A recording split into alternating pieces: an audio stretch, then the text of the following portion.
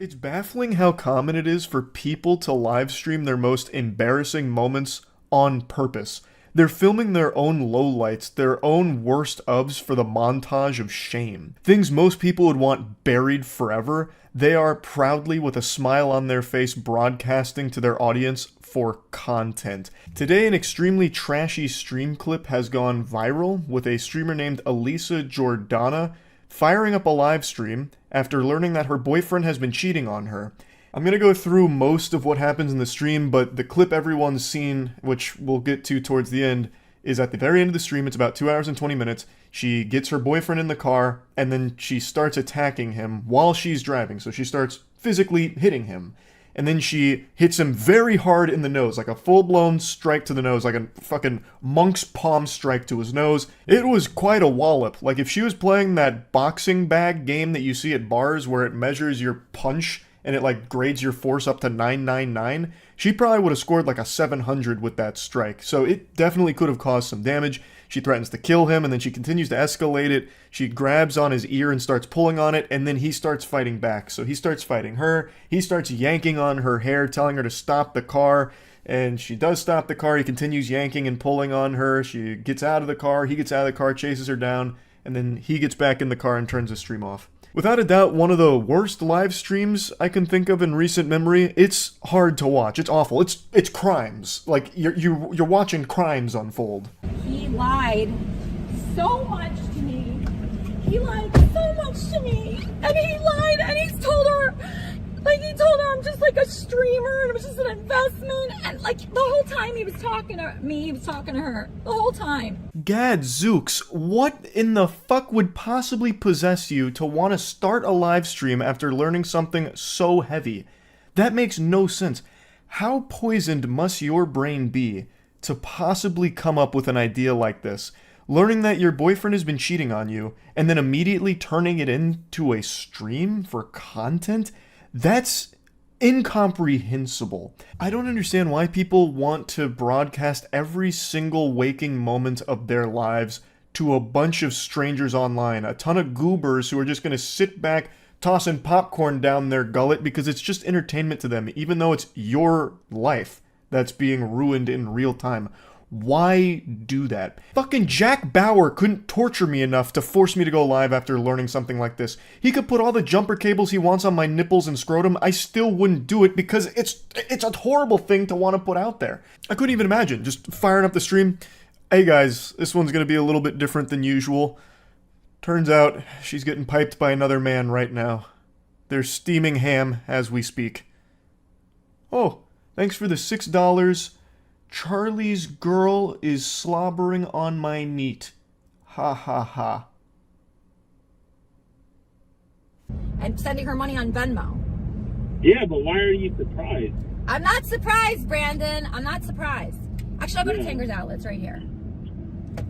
I just don't get why you would cry over him, dude. Like, you already got money. You already supposedly got money from him. I did, but he still was very bad, Brandon. Yeah, so what do you think would happen if you're going to marry him, this and that? I'm not marrying him, Brandon. I'm obviously not marrying him. Yeah, but I'm saying if you...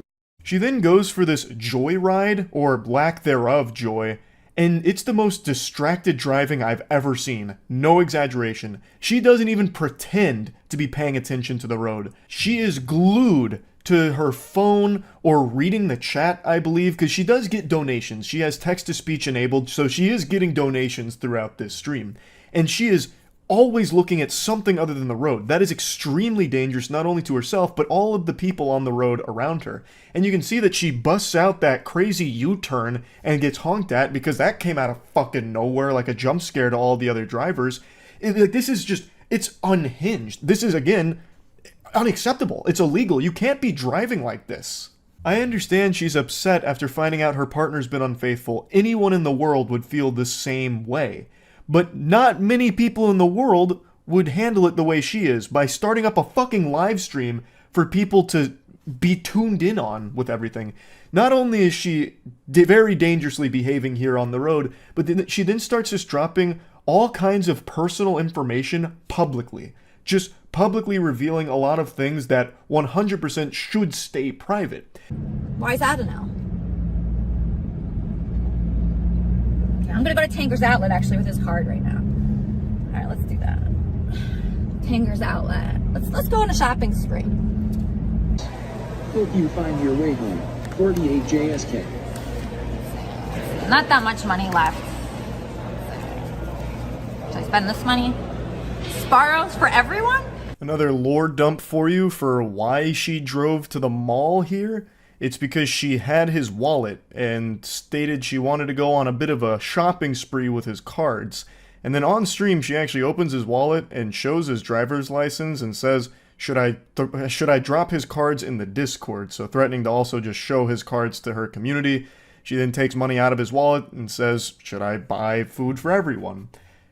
Those are all crimes. Again, you're compiling evidence against yourself. You're doing the police's job for them. You are actually showcasing criminal activity. Now, unless I miss something, she doesn't actually spend any of his money. She doesn't actually use any of his cards there. She just makes the threats that she could and would do so. She does, however, actually open his wallet, and you can see his driver's license clearly because she's bouncing it around like something out of the Disney Channel. So you can see that, but I don't think you can make out any of his other cards.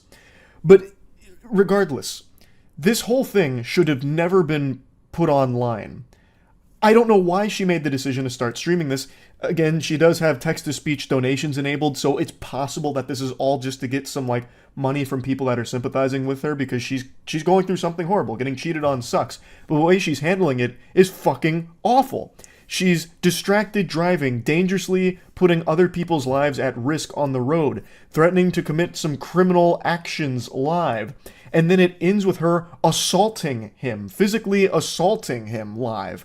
Like, this is a horrible fucking stream. And he thought, oh, Discord's stupid. A lot of people say that, right? So all of Scora's private information is Sarah's phone number, Sarah's address, her full name, her Venmo account, transactions are all James the donated $5. Girl, is your Mexican girl hot? It sounds as though Elisa has fully doxed the guy and the girl here, posting all of their private information in her Discord, which is illegal. You can't do that. I also think it's worth mentioning, since you caught a glimpse of it there, anytime that girl, Sarah, is brought up during this stream, both Elisa and the community of pay piggies that's donating to her always make sure to mention that she's Mexican. And they make statements in the chat about that as well. Throughout the stream, reading the chat, there were so many moments of genuine racism, it was fucking sickening. FYI, February... I called Sarah, you fucking bitch. I'm gonna fucking kill you. I'm fucking kill you. February... Sorry. You had hit him in my presence. Okay, I'm not going to talk about the bad topic. Well, I think can talk about it. No, I said I'm going to stop talking about it. Okay, good. No, it's not okay. Are you ever been cheated on for 2 years with a 20-year-old Mexican? I'm I doubt not getting into it. my business. Okay, all right, well, I'm just telling you that's my business. I really don't want to talk to you. This happened shortly before the viral clip from this stream where she starts hitting him in the car. So prior to them getting in the vehicle, she pushed him outside, and it was actually observed by someone who confronted her about it, because in this instance, her violent outburst was in broad daylight in view of public and bystanders. So someone came up to her, I believe it was an officer, and talked to her about it, and even during this talk, Elisa still finds a way to mention that the other girl is Mexican. Hello? Hi, Sarah. How are you? How are you, Sarah? Hi. Thanks so much for calling. I'm just going to send you like 6 months of texts of your nudes and, different sentences that he... Sarah, I'm sorry about this. Don't talk. Don't fucking talk. Idiot. Yes, Sarah, we're really sorry about this. I'm sending him your way today. Fucking... Yeah. No, so Bahram, how do you pronounce it? Do you know? I don't know. Shut the fuck up, cunt. Yeah, what's up? She's half your age. She's half your age. Delete the number, please. I cut out the ending here because it's a lot. Like, even this much, I don't even know if YouTube will allow me to show. I'm really not sure. It's legitimate assault. So she hits him a couple of times, the nose hit by far being the biggest blow. And then after where I cut it off, he grabs her hair and starts yanking and pulling on her, and she starts talking about how he's killing her, and the car stops, and then eventually she gets out of the car, he chases her down. I think she gets in another vehicle in the background, and then he comes back into the car and turns the stream off. It's a horrifying thing to watch, to be honest. As of right now, Elisa has been arrested. Her mugshot and booking information is all out there for this incident. There's no update on the guy or what's going on with that part of all of this, but what a fucking awful live stream. Now on Twitter there's been a lot of debate about this video on whether or not the man's actions were justified in this situation, and most people are saying that they were, claiming that he was acting in self-defense.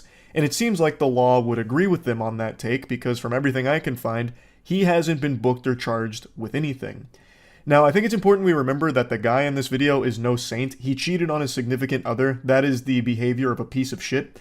But under no circumstances does anyone deserve to be beaten like this. He's not a good guy, but he is still the victim of an assault. And I think all of the video evidence suggests that this was a case of self-defense. He didn't lash out at her or strike at her until she went in again for like the third or fourth time, assaulting him. And then he did fight back. Now, I do think there is a case to be made that he may have taken it too far, because he does yank and pull on her for quite some time, even once the car comes to a complete stop. So I think he probably could have gotten out of the car at that point and just left the situation entirely, but I also don't know the entire situation on where it was stopped, if it may have been dangerous to do so, I don't know. But overall, I do agree that this does seem to be him defending himself, like, from getting attacked in this vehicle. Overall, this was a fucking awful live stream. And I really don't think this is going to be the last of its kind that we see, because it feels like it's getting more and more common with people wanting to live stream every moment of their lives, even the worst parts of it. So there'll probably be more things like this in the future, which sucks. I think it's just an awful direction, but just wanted to talk about this. That's about it. See ya. Last night I got sent a clip that made me extremely angry. It's a clip of a streamer playing Madden 21 with his child on his lap, and then he did poorly in the game, like he missed a first down catch or something, and he just went full fucking primal caveman and smashed his controller on the desk, which made his kid start crying and made him even angrier. So then he throws his kid on the chair and then yells at the kid because he's doing shitty in the game. Right away, him playing Madden 21 tells me he already makes bad decisions, but to broadcast your child abuse on Twitch is a really fucking wild one to do. I'll play the clip for you now, but I just want to give a fair warning. I think it's pretty hard to watch, so just keep that in mind, but I think it's important to see how big of a piece of shit this guy is. God damn it! Fucking $300 fucking controller!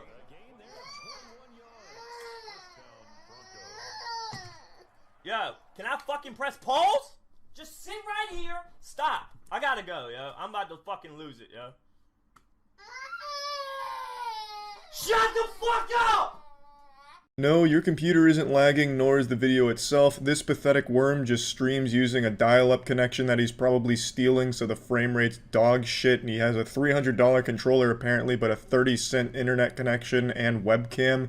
The webcam looks like you're trying to watch censored hentai. It's so fucking pixelated. But hey, that's just his style, baby. Child abuse in 360p.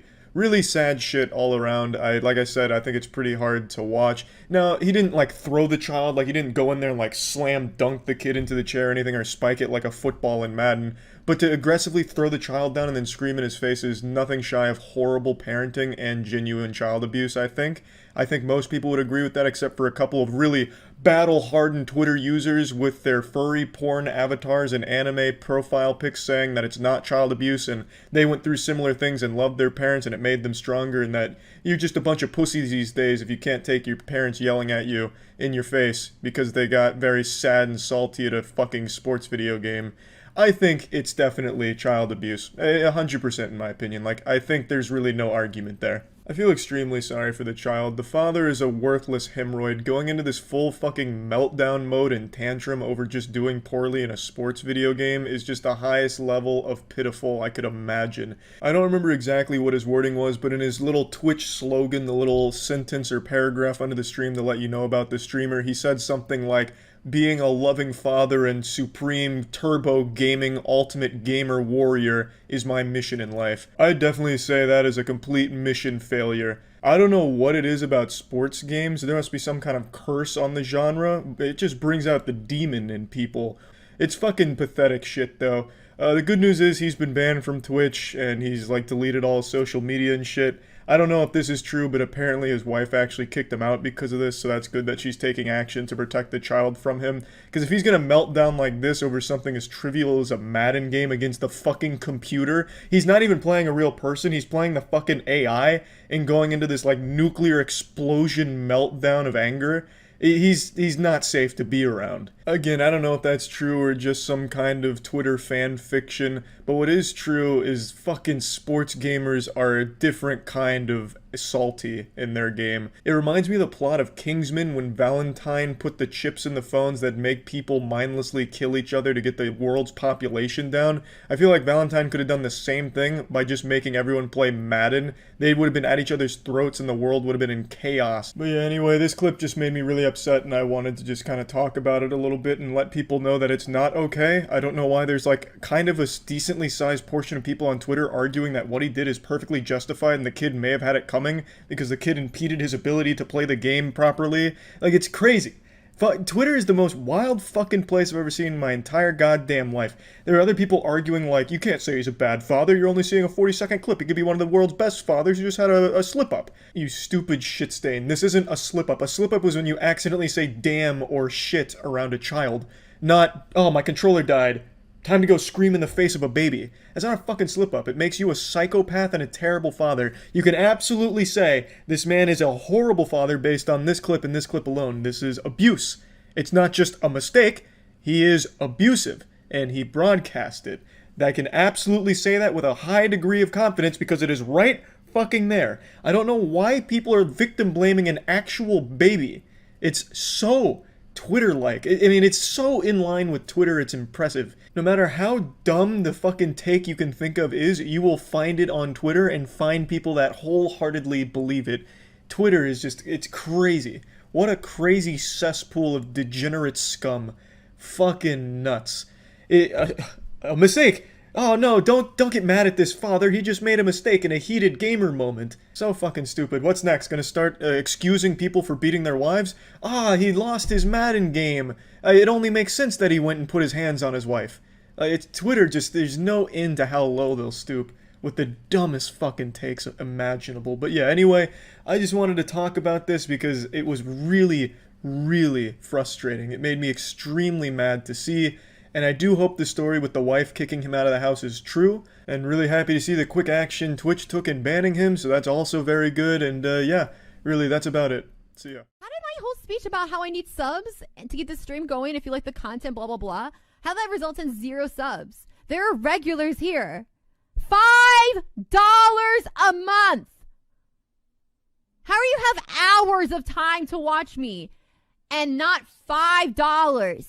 I don't know. What are you doing with your life where you have hours of time to watch Twitch and not $5 to provide for the content that you're watching? Because it's like people just really really don't respect me as a content creator. Well, this Parasite's right about one thing. Nobody respects her as a content creator. Now, I'm not going to mention this streamer by name because I'm pretty sure she loves negative publicity. She does fucked up shit all the time just to get her name out there. She subscribes to the idea that all publicity is good publicity, but fails to realize that when you as a person are your own brand and rely on people liking you for money, having a negative public image literally fucking ruins you. And this one is definitely bigger than she anticipated because no one likes someone this shamelessly greedy. She is a streamer who runs political talk shows, but the majority of the stream is spent begging and shaming people into giving her money.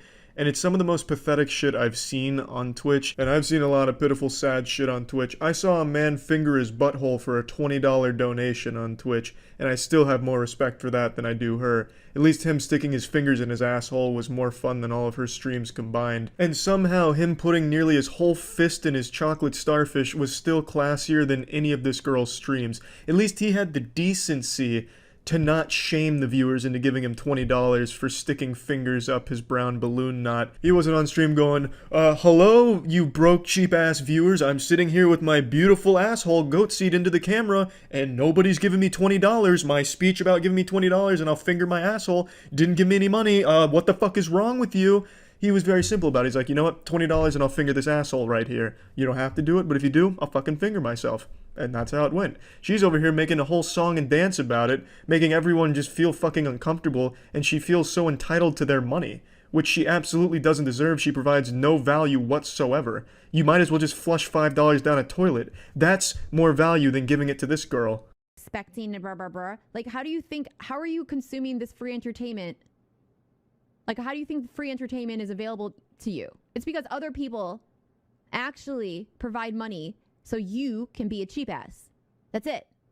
Other people provide money because they're generous and they see like a thing that they want to support, a form of entertainment they want to support, and then you leech.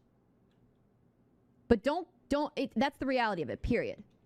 Period. If you're watching Twitch as a non-donating, non-sub, you are leeching. Does that mean that you should feel bad about it? I don't know. But the reality is that you are leeching. Such a laughable sense of entitlement, especially when she has no talent at all.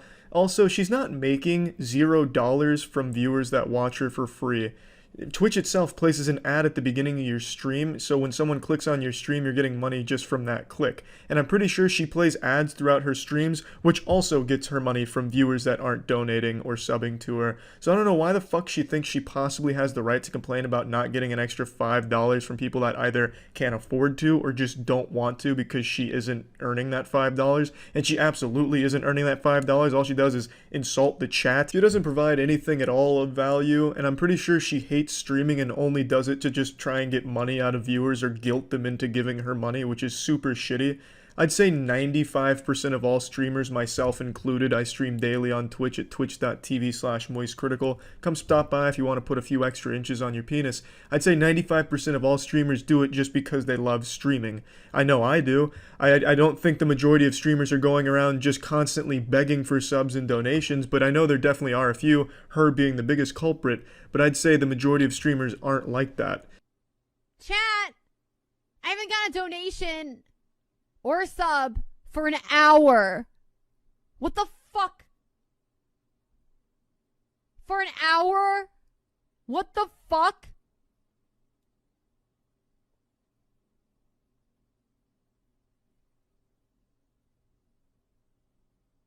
An hour when I fucking working for free? What the fuck? What a horrible, embarrassing perspective for someone to take on something like this. She has the worst possible attitude. I'm not going to go into her disgusting past. She's done a lot of really fucked up shit and said some fucked up shit.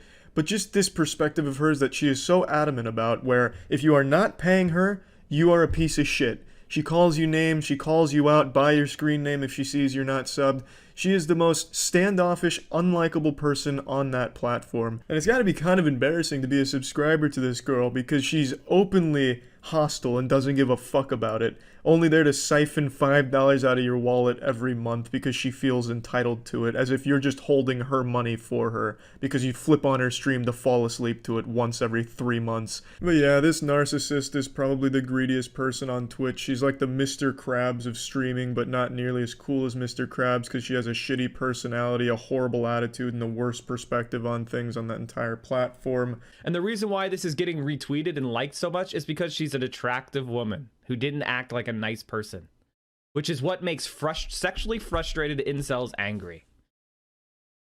Woman not acting, woman out of her place, me mad. Yeah, this hero decides to make it an issue about her being a woman, despite the fact that that is irrelevant to why people don't like it. It's because people don't like someone that says shit like that, and it is that greedy and that disrespectful and that entitled. It has nothing to do with her being a woman. But this guy's trying to score some of those brownie points. Oh, streamer, please look at me fight for you on Twitter. Please let down your long hair so I may take my $5 and climb up and woo you over. It's also really cute that Mike over here decides to call everyone that disagrees with her perspective an incel when he himself is like the fucking king of incels. Check out his first interaction with the streamer. That's fine. I think that's fine. So if a guy pays for my tab, I think I'm getting your attention. I feel like I touched like a vampire touching holy water. can I help you? I think they want to go in. Okay. Whoa there, Mike. I think you made her a little too wet with that alpha energy. Yeah, man, you've definitely got a lot of room to be tossing the word incel around, huh? With game like that? What a fucking player. Great work, Mike. There are people sticking up for her, of course. Buyer's remorse. They've already paid for the subscription, and now they feel like they need to justify it to everyone in the world. Like what you like who you like. It's totally fucking fine. But there's very clear reasons why people don't like what she said that have nothing to do with her being a woman, Mike. It has to do with her attitude and her disrespect and that sense of entitlement that she thinks everyone has to fucking pay her to watch her, and then she guilts them into it and shames them and makes them fucking feel bad and attacks them for it, which is wrong, Mike. It's just fucking wrong, and it's shitty. It's a bad look and it's pathetic. But anyway, yeah, that's about it. So yeah, over the last couple days, I just haven't been able to decide if it was a good idea to talk about this publicly or not. I have been more back and forth on this than a student driver learning how to parallel park. I just feel like this topic is one where even mentioning it makes it more of a problem. Kind of like the bye-bye man, where even just saying his name gives him power. But ultimately, this is a topic that I've covered on this channel many times over the last 3 or 4 years. I've been keeping my finger on the pulse of this entire AI deepfaking industry. So there's actually quite a bit I'd like to say on the subject. You already know where this is going. You can already see the train tracks and where the rails are heading. We're talking about the Atrioc situation, which I'm very confident the majority of you have seen by now. Atrioc is a very popular streamer, and earlier this week, he made a big blunder. He was streaming, and during his stream, there was a split second where he showed his tabs. And unlike the many other streamers that have come before him that have made this same mistake where they show something embarrassing, or they show, like, porn and get banned for 3 days for it, Atrioc's case is a little more unique, because the tab he showed was porn, but it was AI deepfaked porn of his streaming coworkers. The image only jump scared the stream for about a second, but the ramifications from this are going to last much longer. Of course, this happened publicly, so I suppose Atrioc felt the need to defend himself publicly, which led to a very tearful and very uncomfortable stream where he was apologizing and explaining everything while his wife was in the background during all of it. He was going over the situation, explaining that one night at 2 a.m. he was on Pornhub, perusing the old tube there, and he clicked on one of the ads, which immediately blew my mind and probably everyone else's mind in the world, that anyone clicks on ads on any site, let alone porn sites. That's just asking for malware, virus, Trojan, or just having your whole fucking computer explode. But he said morbid curiosity got the best of him. He saw an ad for AI deepfake porn. He clicked on it and then paid for it. He paid for access to the deepfaked porn, and it was of some of his streaming colleagues, which of course is a very big problem. That's weird, creepy, and pretty disgusting stuff. I think everyone can agree with that. He did follow this up last night with a written apology, going more in depth on everything and talking about the action he's going to take to improve, as well as stepping away from his company off-brand. And I'm going to go ahead and let everyone know, in case you don't know, Atrioc and I have collaborated on projects over the last year a couple times. We've talked quite a bit. I do consider him a friend, so when all this happened, I was extremely disappointed. Now, since this happened a couple days ago, it's already ancient history on the internet. Everyone's already given their take and talked about this situation, so I don't really have anything to add to the whole Atrioc discussion that someone hasn't already said. It is very clearly a pretty gross and creepy thing to have done, especially because it's not just morbid curiosity that you just clicked on something and saw it. You clicked on it, you paid for it, knowing what you were about to see, and then got it. And then it also stayed open in the tabs. Like, all of that is very bad, alarming shit. But I'm not really here to just keep focusing on the Atrioc situation itself or like dunking on the stream. I actually want to talk about AI deepfaked porn directly, because I've actually talked about this quite a bit over the last couple years. And now what Atrioc has done is he's opened the can of worms and shown a lot more people just how far along AI deepfaking technology has come in the porn industry. He was kind of like the lightning rod, the catalyst to open people's eyes to this kind of degeneracy that's existed for a few years now. This whole situation almost worked out like a hashtag ad, like a sponsored stream segment, because the traffic to that site exploded as a result of this whole story. Now, the site has been shut down, and rightfully so. I'll also briefly tackle the damaged Coomer brains that are somehow defending this as like a normal, not awful thing. They're saying, like, it's not even their real body, why do they care, this is fucking stupid, it's not illegal. It actually is illegal in a few states, but even just setting aside the legality of it, how could you possibly make a sane argument to justify taking people that don't do sexual content and putting them in sexual content anyway, without their permission, consent, or even knowledge that it exists, and then you're selling it to people to jerk off to?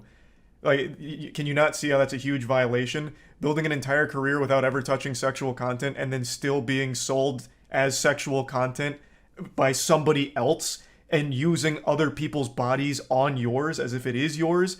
How can you possibly not see how fucked up that is? The argument that I've heard time and time again is it's not their real body, why do they care? Well, it's because it is indistinguishable from being a real photo or real video because the technology is so fucking advanced. That would be like if someone took a picture or a video of you with a really tiny wiener and sent it around your entire university to make fun of you, or posted it underneath every single one of your tweets saying, "This you," and it's your tiny wiener with like a banana in your butt. No one's going to know if it's real or fake because the technology is so good.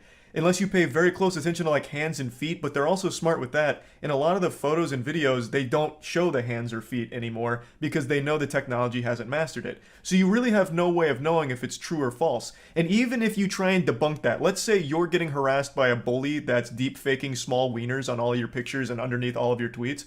Let's say you're like, you know what, fuck it, I'm tired of it. Here's my real dick and it's 9 inches of steel and glory. Well, now they can just say, you deep fake that, that's not your real penis. You will never be able to prove what's real and fake. Thus, it's totally irrelevant whether or not it's their actual bodies or not because it doesn't matter. They didn't consent to it, A, which is a huge issue that for some reason people are downplaying.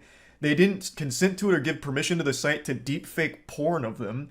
And B, no one's going to know if it's real or fake if someone just starts posting that places like, oh, here's an OnlyFans leak of this streamer, but you didn't know they had a secret OnlyFans. You wouldn't know. Thus, it's a terrible fucking thing all around. These streamers don't do sexual content. Thus, that's why the AI deepfake porn of them exists. If they did do sexual content, it would be redundant. You could just go to their OnlyFans or their Pornhub page. So it's targeting completely innocent women in this industry that don't do anything sexual and still making it sexual for the sake of squeezing some doubloons out of some desperate porn-addicted losers that are frothing at the mouth to get porn of their favorite streamer. That's not normal and that's not acceptable behavior. Again, these are streamers that didn't consent to it, give their permission, know it existed, and they are still being sold sexual content of them that they never produced or had any hand in is being sold to fucking creepy losers.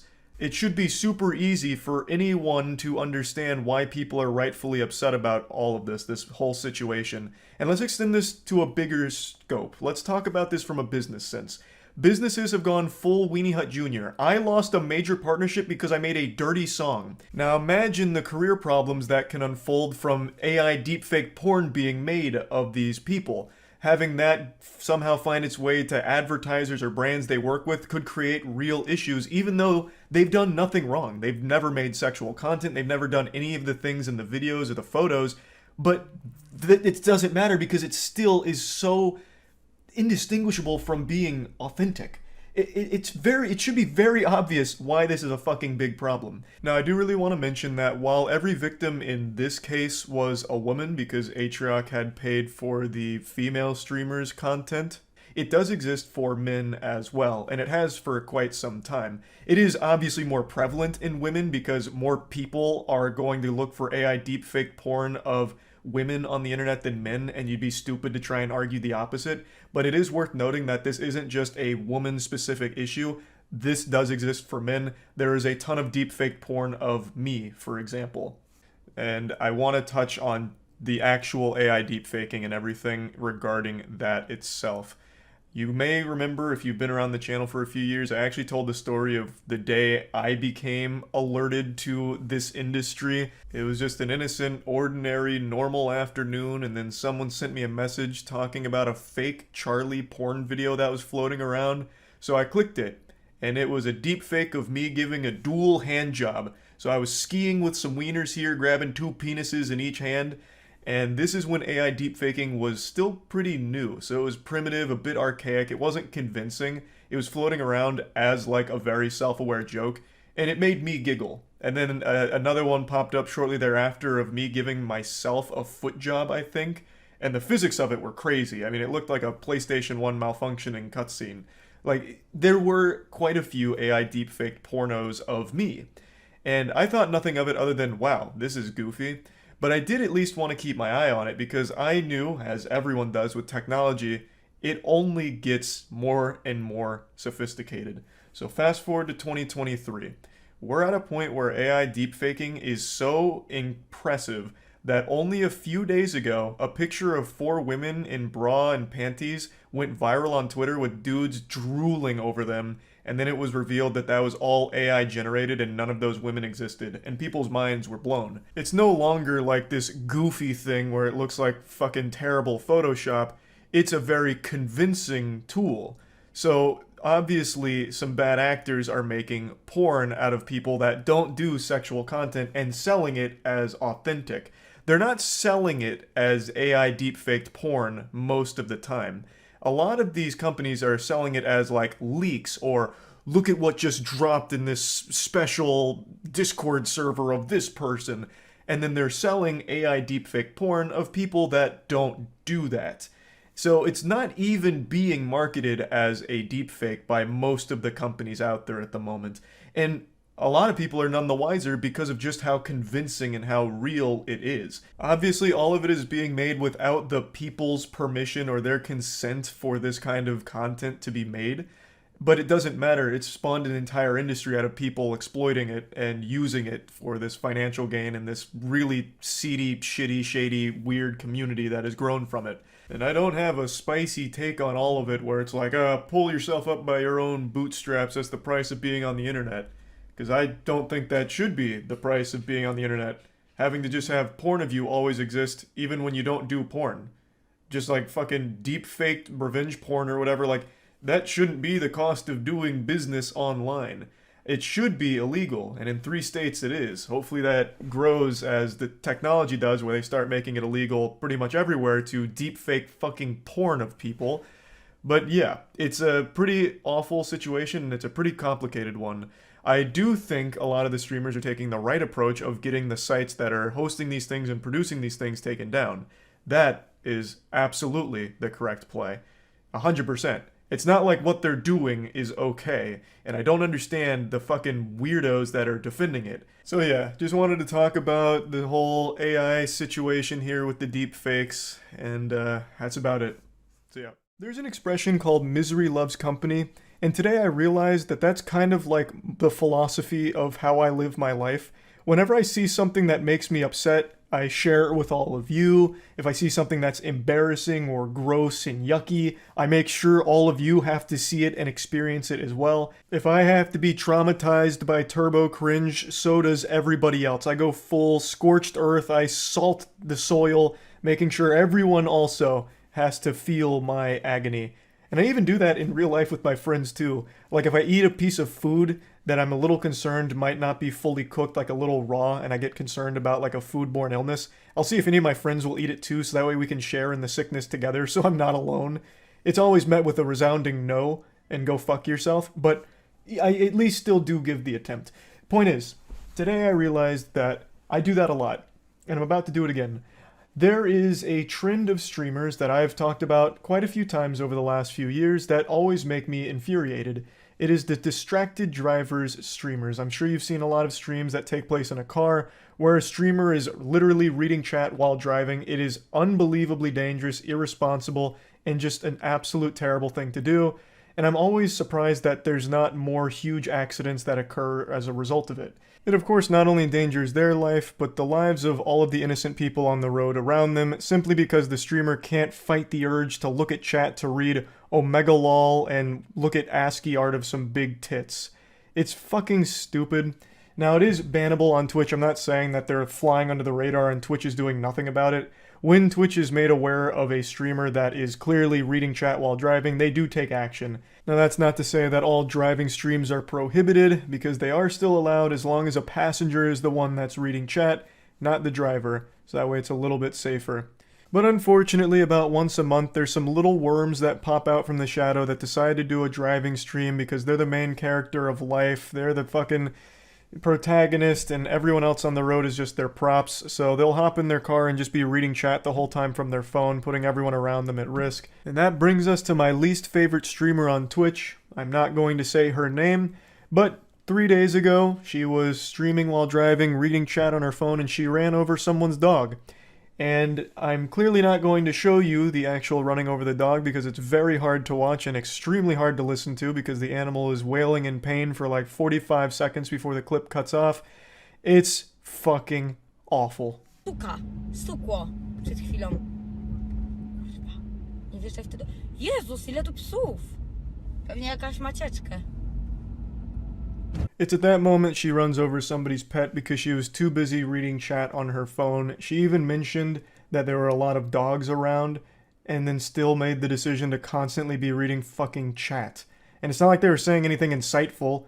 Like, you can see the chat right there on the screen. There's nothing that is urgent that she needs to be looking down for. It's not like some kind of fucking speed situation where she needs to be reading chat every X amount of seconds or the car's gonna blow up. She could have just not done that, and the person's pet would have probably not been hit. So this fucking clown here that's dressed like Curious George couldn't help but be reading her fucking chat and then ran over a dog. Clearly this made me very upset, so I wanted to share it with all of you so you'd also be upset. Good news is she did get banned for this, but I also think she should be facing criminal charges. Distracted driving, texting while driving, all of that. It's not a joke. Like, at all. And this is a step above texting and driving, I would argue. Because if you go back and watch her clips, she is staring at that phone for like fucking 5-10 seconds at a time. It's not even like she's just like doing one of these. Not that that's any better. But like she was like reading it as if she was like trying to get through a goddamn like Magic Treehouse book on her phone. You know, you would have thought that she was going over important legal documents with the amount of time she spent fucking reading her phone in the car while driving. Obviously, this situation gets me heated. I'm like a microwave with tinfoil in it right now. It is extremely upsetting to see this happen, and this is far from the only case of it. It's just the most recent.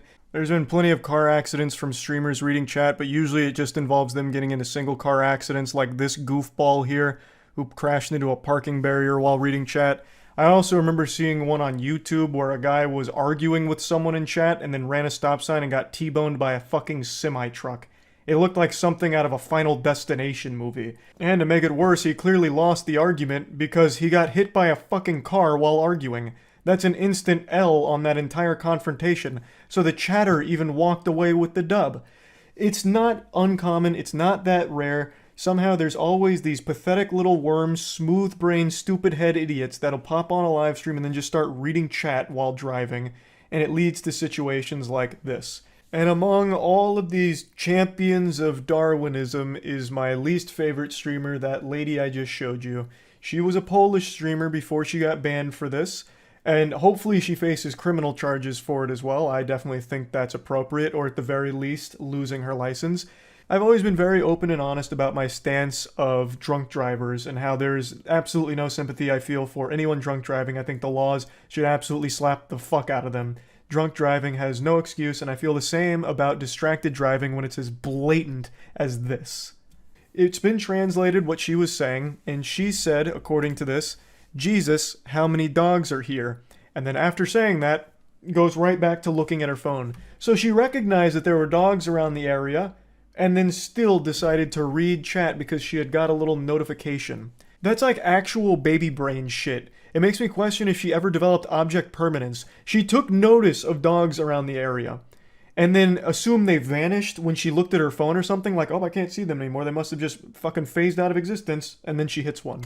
Like, that is some shit like out of a video game, when you critique, like, bad AI in a game. Like, when a guard sees you, he's like, oh, who is that? I see you over there. But then you like go into a tall bush and he's like, must have been the wind. Like, that's her brain. That must be like how her mind works. The second she can't see something, it ceases to exist. It's clearly very frustrating to me.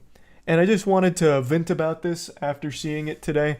I just wanted to share it with all of you so you could also be upset about it. And I just wanted to show you who my least favorite Twitch streamer is now. So yeah, that's really about it. See ya. I just had a couple of friends send me a clip where Jack Doherty just crashed his McLaren on stream while reading chat or maybe texting on his phone. And I just cannot fight the urge to make fun of this goober again. Insulting Jack Doherty is a God-given right, and I would be a fool to deny that. I can't resist. It's like trying to hold in a sneeze. I just have to let it out. I have to clown on Jack Doherty. The most punchable face on the planet here belongs to our protagonist, Jack. He is right now driving his McLaren, and his cameraman is doing a great job for the insurance company here, showcasing that he is not doing his due diligence of being a safe driver. So, the clip starts with him staring at his phone, staring a fucking hole through it. I'm pretty sure he's reading the chat, though it is possible he's reading texts or replying to texts. Either way, though, he is distracted driving, and it's about to be a disaster.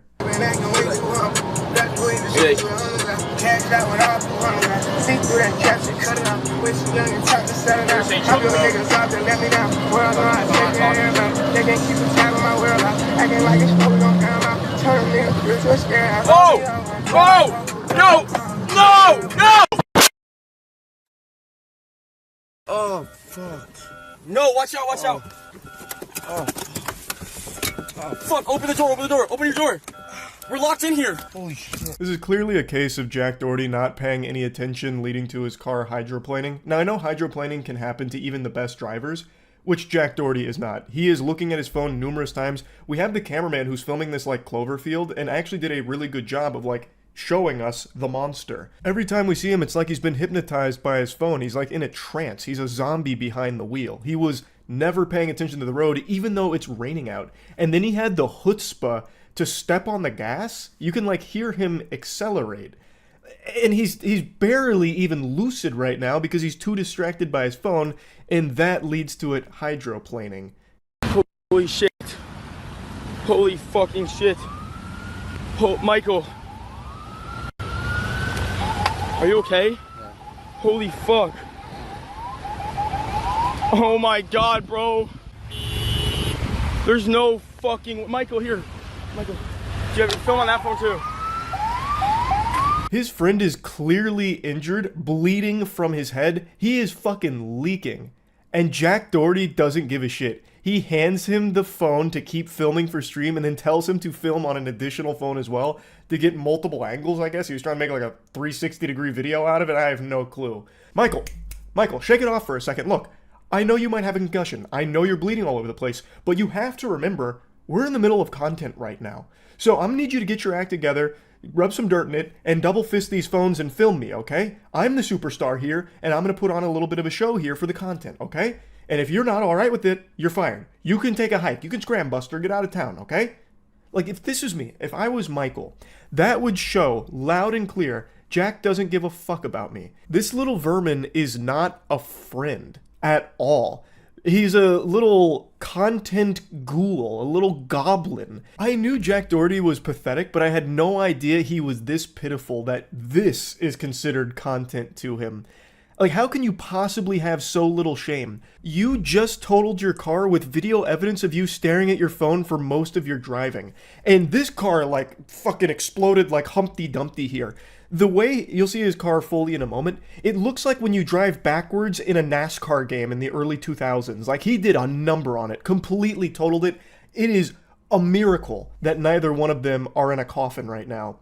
And instead of doing the sensible thing of stopping the stream and getting medical care to your friend who clearly needs it, he instead doubles down and wants even more footage of it, even though he looks like the biggest fucking idiot on the planet for this. An unlovable, unlikable, irredeemable loser. Oh my god.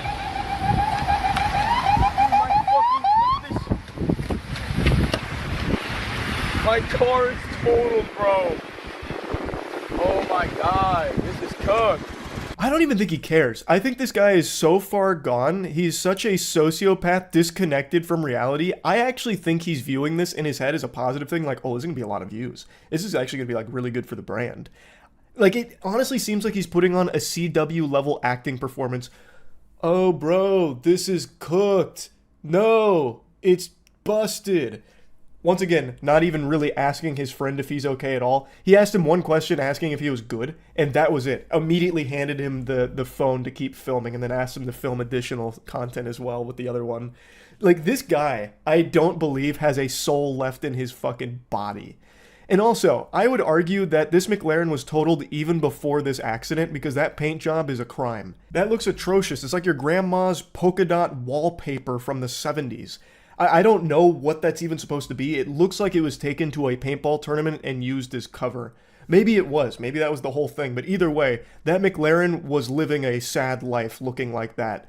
And honestly, it might be for the best that it was put out of its misery, because Jesus Christ, that is an awful paint job on that vehicle. Definitely worth mentioning that he got banned for this. Kick actually banned him.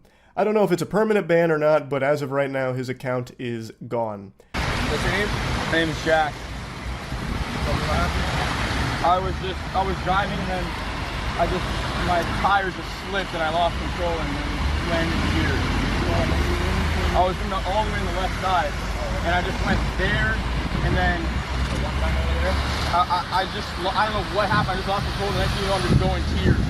And I don't know what happened. Yeah, no shit you don't know what happened, because you weren't looking. You were buried on your phone, brother. This is probably the most honest thing I've ever heard pop out of this douchebag's mouth, and it's entirely accidental.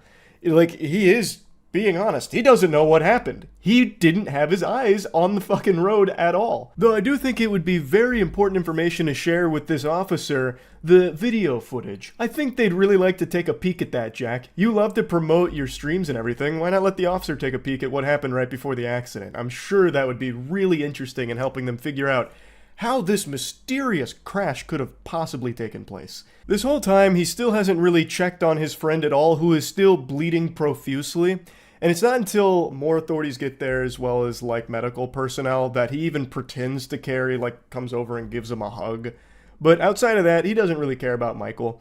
And if that was me, I would 100% be suing Jack for that. He's made it clear as the fucking patches on my face where my beard doesn't grow that he does not care that I am injured and it's his fault. All he cares about is me filming him. So, fuck him. I would 100% be opening a case against Jack. There is video evidence of him texting and driving or reading chat while driving, just being distracted and causing this crash that has now injured me. So, I'd be coming for a little piece of that pie, because he is a piece of shit. I don't think Michael will do that, and I don't even know if it would be like a slam dunk case if he tried, but this would absolutely be where the friendship would stop if that was me in this case. That shit is just so foul. They want me to be back. They don't want me to be here. For some reason that not even science can explain, Jack Doherty takes this as an opportunity to bust out the pepperonis here and get his shirt off.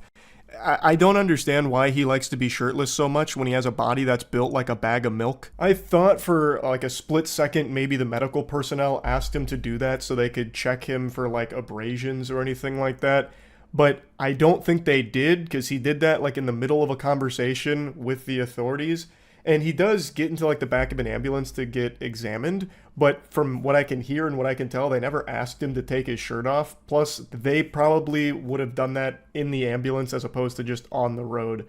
But I don't know for sure. Most of the time, Jack Doherty does have his shirt off for some reason.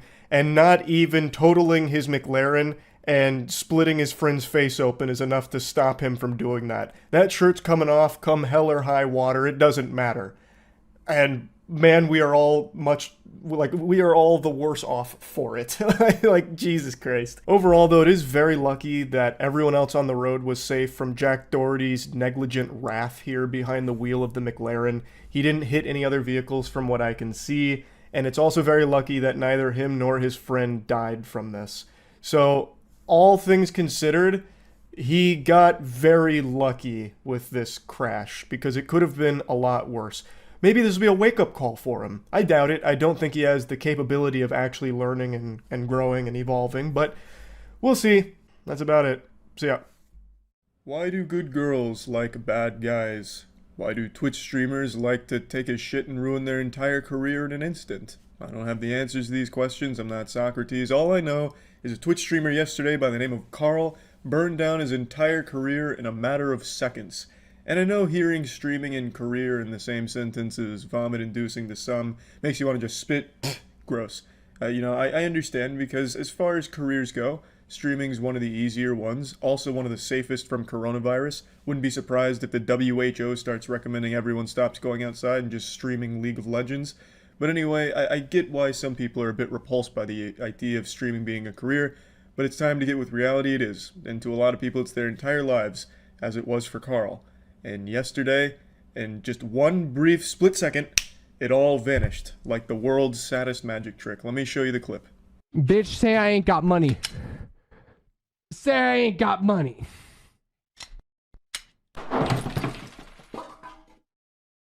God damn. What the fuck?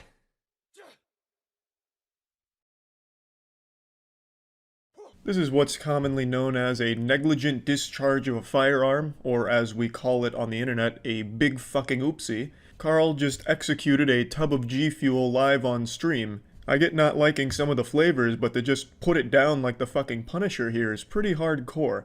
You're also probably wondering why he has his grandmother's slipper on his desk. It's because he was doing shoeies, so he was a bit drunk at the time.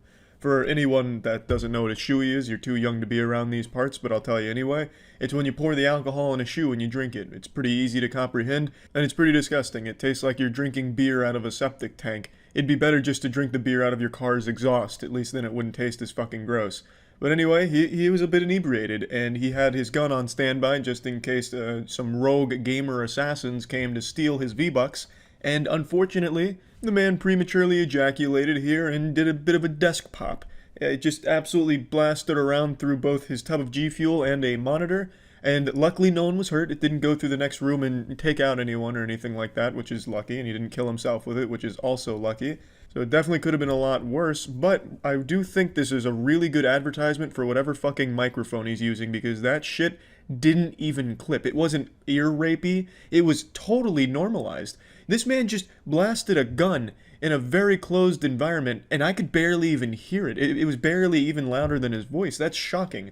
Sometimes when I'm streaming at twitch.tv/moistcritical, I'll casually burp and it sounds like 3 frag grenades going off into the ears of anyone with headphones on. So I don't know what he's using, but this has actually convinced me that I probably need to pick that shit up.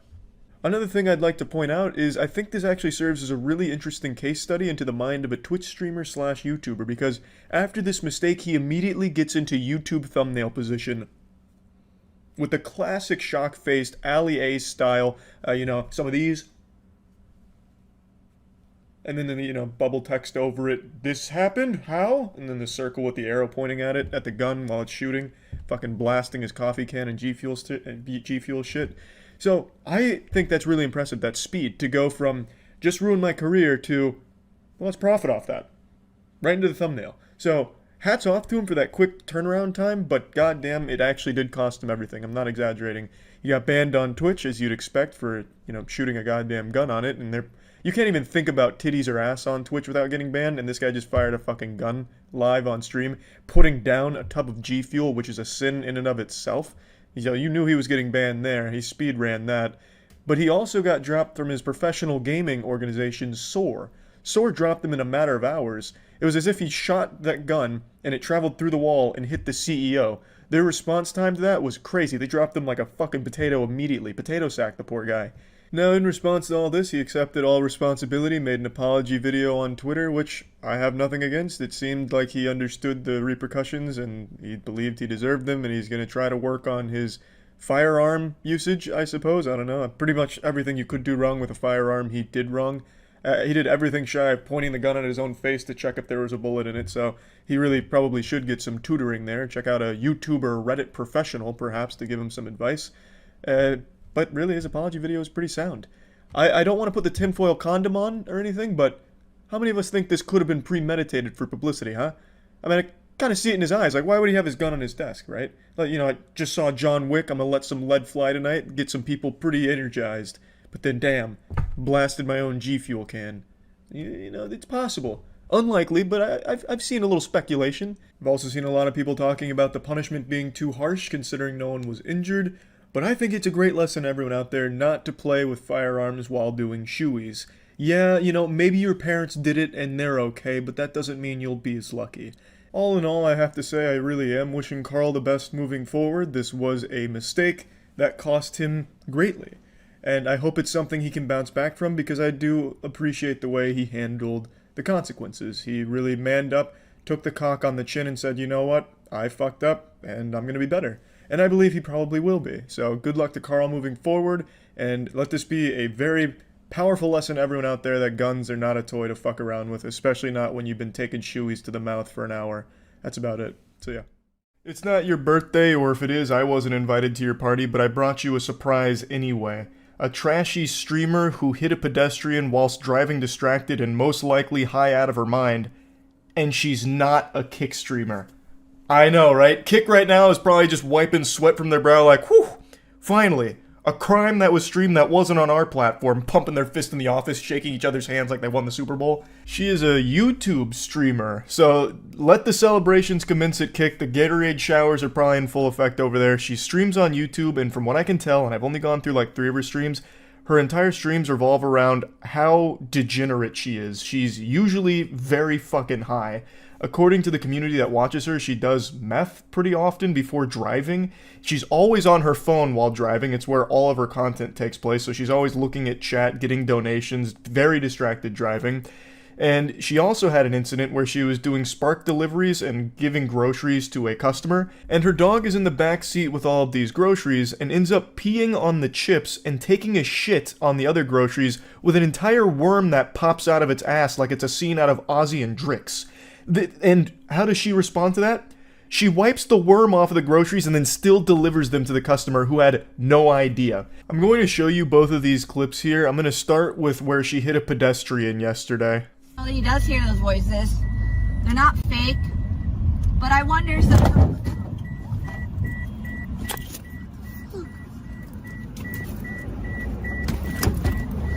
Oh my god, are you okay? No.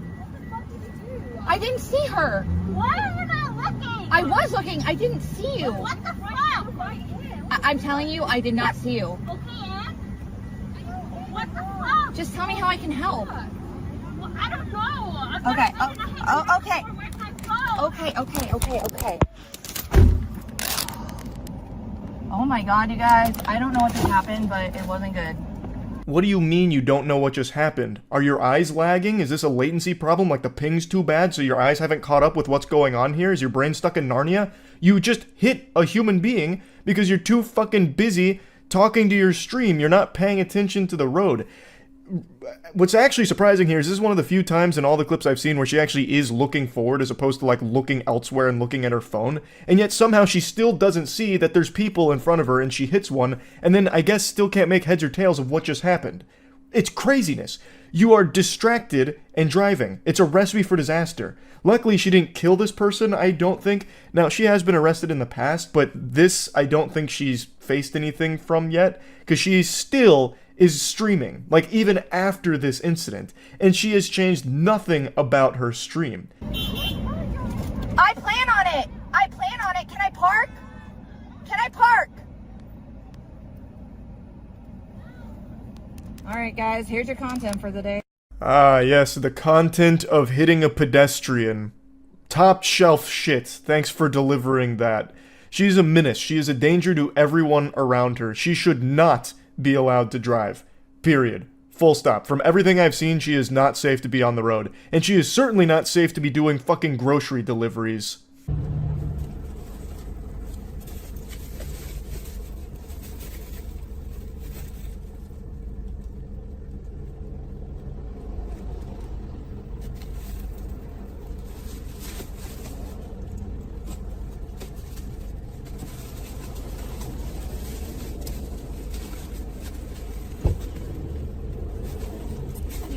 No, get off of it, dude.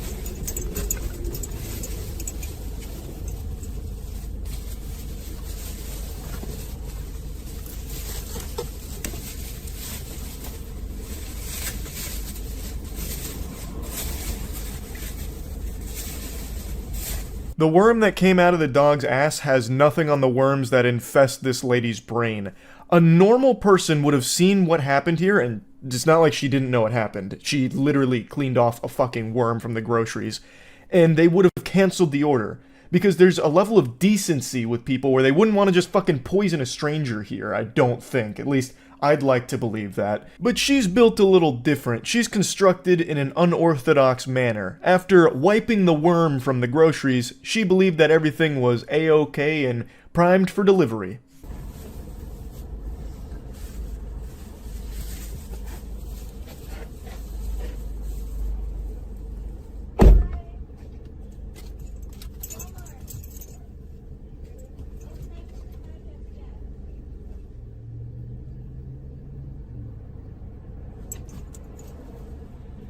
No mention at all to the customer about all the piss and shit on the groceries.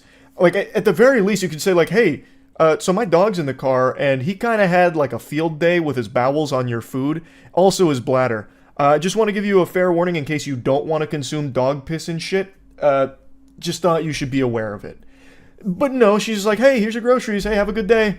Bye-bye. Make sure to leave 5 stars. Appreciated. And then goes right back into her car to continue the stream. That is so foul and filthy, and it's criminal. Like, you can't contaminate people's food and not, like, at least warn them about the potential outbreak. Like, we could be dealing with, like, the goddamn T-virus that spawns from this when the lady eats the piss and shit-covered groceries. Like, it's so gross. It's so disgusting. Even the dog looks out the window and is probably just revolted, like, oh, jeez. Yoo-hoo, pardon. Oh, goodness, she's not going to deliver those groceries. I just shat on them. That would be so foul. Oh my god, she's doing it. No, oh, please, Jinkies. Jiminy Christmas, my god. My owner's a fucking Neanderthal. She's a goddamn idiot. Like, even the dog is looking out the window concerned. And to be honest, I'm concerned for the dog. The dog doesn't seem to be in great health if it's pooping worms in the car. Like, I'm worried for that dog now.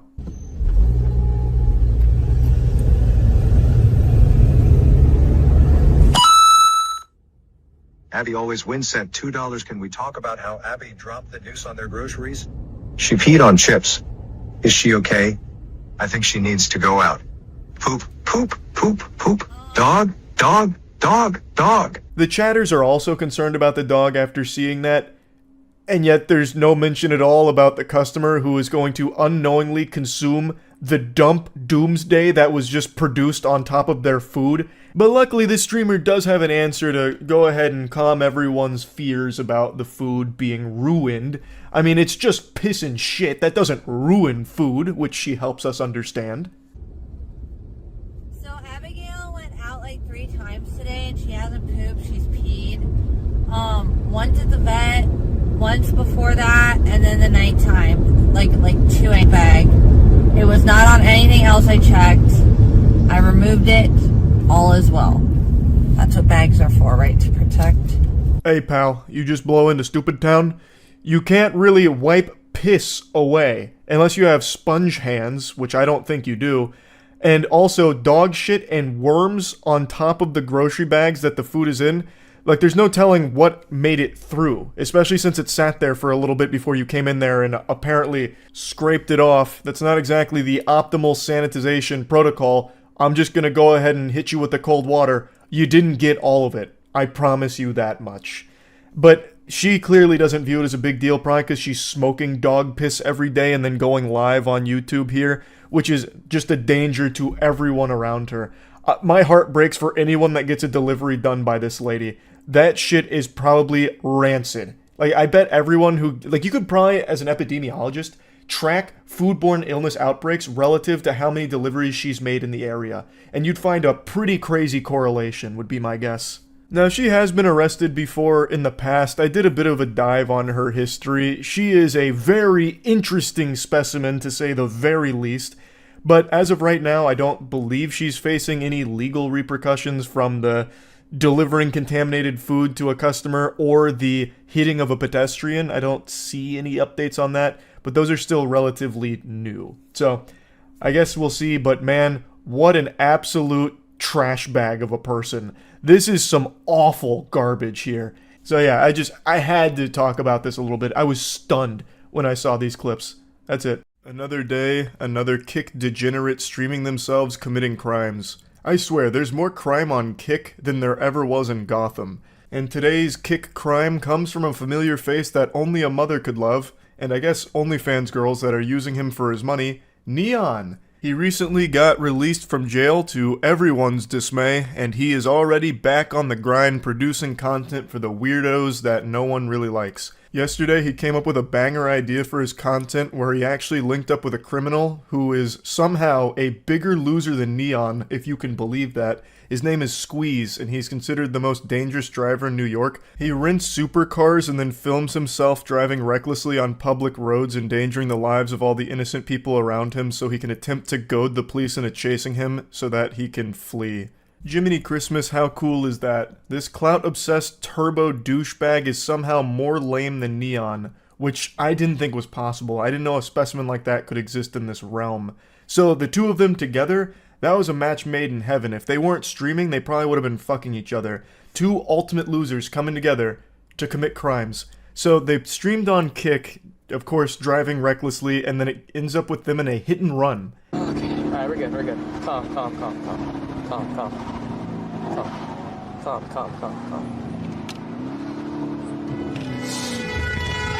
Oh my god! Oh my fuck! What the fuck? Oh shit! What the fuck?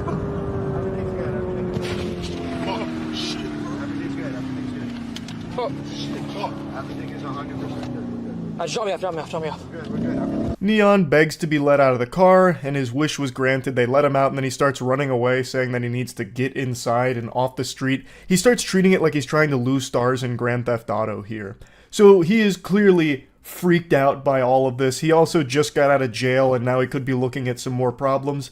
Now, granted, he wasn't the one driving, so I don't think he'd face any serious repercussions, though I imagine maybe they could come after him for setting this up, because this was clearly the idea behind the stream, is get together with the most dangerous driver and do some dangerous driving for Neon's stream to entertain his audience. So it'd be like premeditated crimes pretty much for the sake of Kick streams. Now, Neon has been banned for this, and I know it's not going to be permanent, because nothing on Kick ever is. They are a platform that is impossible to take seriously, because it is pretty much used by a lot of people as a place to just broadcast actual illegal activity, and Kick still does really nothing about it, except give them a 72-hour ban at most. Which always makes me laugh, because a lot of Kick streamers, as well as Kick themselves, would talk about how Twitch is so inconsistent with their rules, which they are, don't get me wrong. So like a girl spreading her butthole live on camera, or even having full-blown sex on cam on Twitch only resulted in a 3-day ban. Meanwhile, Kick still does the same kind of shit for similar content like that, as well as actual crimes that are being broadcast there. They are still guilty of doing exactly the same shit of terrible enforcement of their rules. And it blows my mind that they don't see that. Like, for some reason, it's different when Kick only gives a 72-hour ban for someone having sex on stream, or not even ban them for having sex on stream most of the time. And also only gives like a 72-hour ban for fucking criminal activity. It's laughable. But anyway, after the hit and run and the adrenaline started to wear off, Neon did a bit of reflecting in a very somber mood about how everything went awry. I was there to do a Q&A, sit in his car. We agreed and handshaked only 10 over the speed limit. And this retard just went crazy and I can't do shit. I'm sitting in the car. What the fuck am I supposed to do, bro? I can't just jump out when it's going 100 miles per hour, bro. So it is what it is, bro. It is what it is, bro. Don't tell me to shut up, bro. Don't tell me to shut up, bro. Shut up. I like how even his own chat is bullying him here. Like I've always said, if he wasn't a streamer, he would probably be a professional swirly victim. Like, his face would know the inside of a toilet bowl better than anyone else on the planet. This guy is so unlikable and insufferable. So he's trying to say that this whole thing was just supposed to be a Q&A where he sits in his car and Squeeze only goes 10 over the speed limit. I highly doubt that's what was agreed upon. Squeeze is addicted to attention, so he has done an interview before, and even in that interview, he does something similar to what he did with Neon here. Granted, to a lesser degree with the other interviewer, because obviously the other guy is taken more seriously than someone as pathetic as Neon, but still, there's no way Neon went into this not expecting to get into high-speed, illegal shenanigans. That must have been the entire point of doing this. Why would you just interview him again after he was just interviewed by somebody else? Like, it wouldn't make any sense, and Neon is not an interviewer. He's not at anything. Neon is the human nothing burger. So the only thing that he could have possibly concocted here for his stream is to excite them with Squeeze driving recklessly as Neon screams like a bitch in the passenger seat.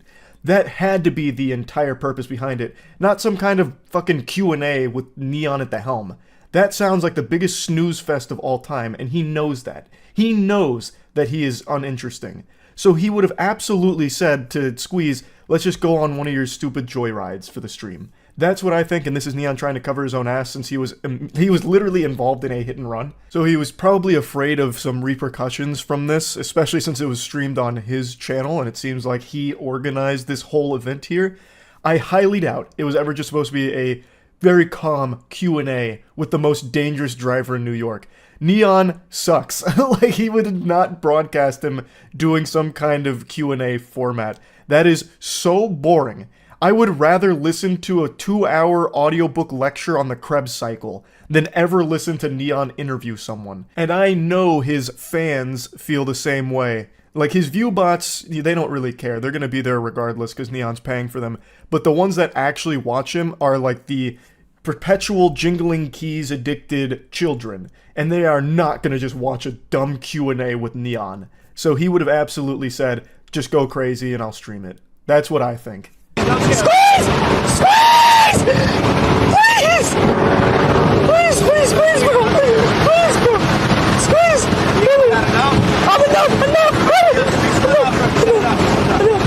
Enough! Come on, bro! Please, dude! Please, dude!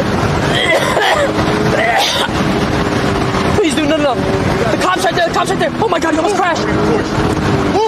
Chill, stop. Stop, you're tripping. Squeeze, that's a cop, squeeze, that's a cop. That's a cop, you're tripping. Even before the hit and run, this just seems unwatchable. Who wants to listen to him peek the mic through squealing the entire time? Plus, I just find this entire activity of driving recklessly on the interstate super fucking cringe. I can always appreciate talented driving, but that's not this. This trend of douchebags just driving extremely fast on the interstate and weaving between cars cutting up is not impressive. Like, I don't think there's anything impressive about that at all. My fucking grandmother used to do that when I was a kid, and I hated it then too.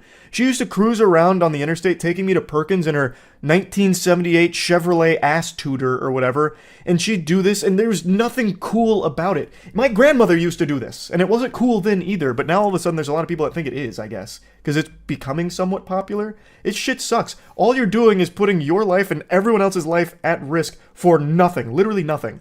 I did do a bit of a deep dive on Squeeze in particular though. He does seem to be a pretty talented driver, especially when it comes to drifting. But all he uses it for is this, illegal criminal shit, and putting people's lives on the line for nothing. Why not actually do something cool with that ability? Why use it for this garbage? It's fucking frustrating, it's infuriating. And the best case scenario is when Squeeze inevitably does crash doing some of this content, he doesn't take anyone else with him. But yeah, anyway, just wanted to talk about this a little bit. Another classic kick crime. That's it. So yeah.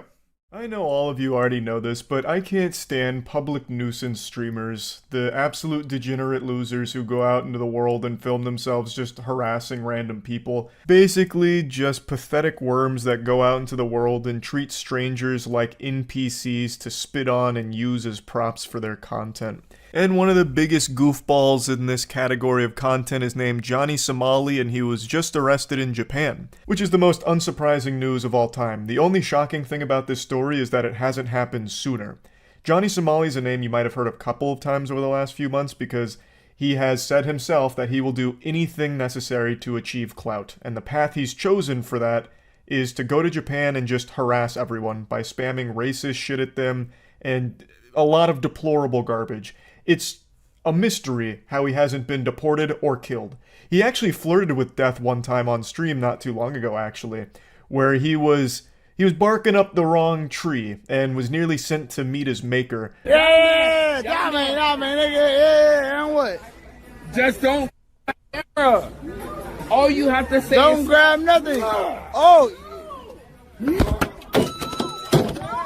Anonymous sent $3 Hiroshima, Nagasaki, Hiroshima, Nagasaki, Hiroshima, Nagasaki, Hiroshima, Nagasaki, Hiroshima.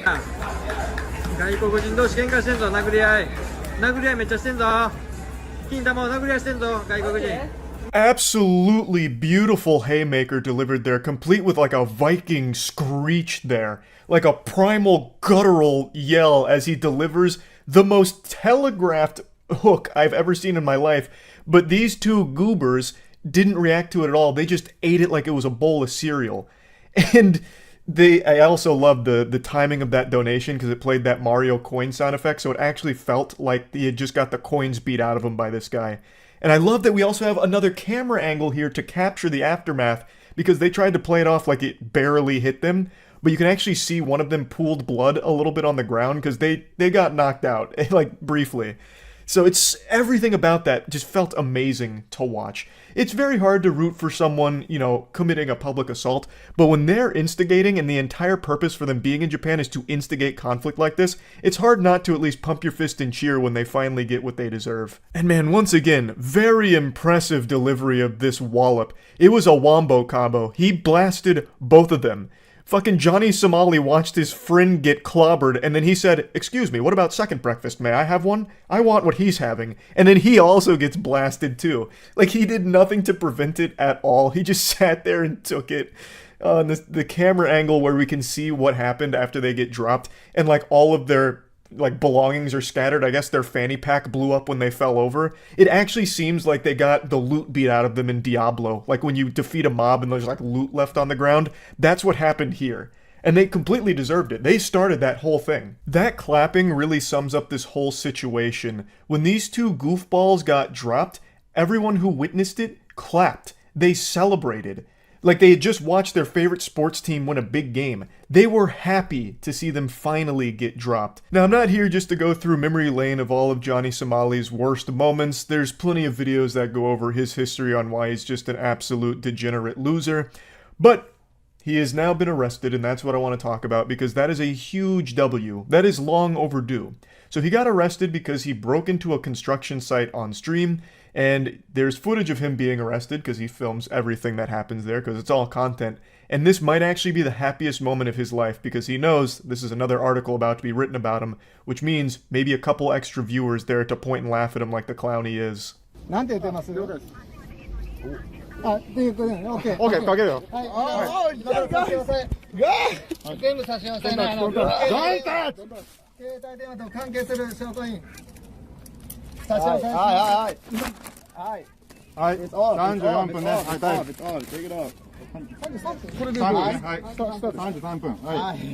You can see his eyes light up. He is loving it. Having the handcuffs thrown on him, it's all being captured on stream. This is better than Christmas for him. He got the ultimate gift here. Santa Claus was real nice to him. And he got like a 72-hour ban on Kick, which was lifted, because obviously Kick doesn't ban anyone for fucking anything. Someone could go on Kick Live right now and execute a man in cold blood, and they'd probably just ban him for 24 hours and be like, well, he's probably learned his lesson by now. But anyway, even as Johnny was being arrested, he did not go quietly into the night. He made sure to deliver more high-quality, gut-busting comedy that he's become known for, by mentioning nuclear disasters. Because that's all he fucking says there. He mentions the nuclear bombs during World War II and the Fukushima nuclear power plant disaster as jokes. That's the joke he likes to make. He's literally just an edgy bot. There's barely even a brain left in his skull. He's just been programmed to say the most generic, edgy shit that he can muster up in order to jingle keys in front of his pathetic chat that supports him. So, as of right now, there's no new updates on the status of Johnny, whether he's still in custody or if he's even going to be allowed to stay in Japan. Hopefully, he won't be allowed to stay in Japan unless it's staying in a prison, because he's just been terrorizing Japan.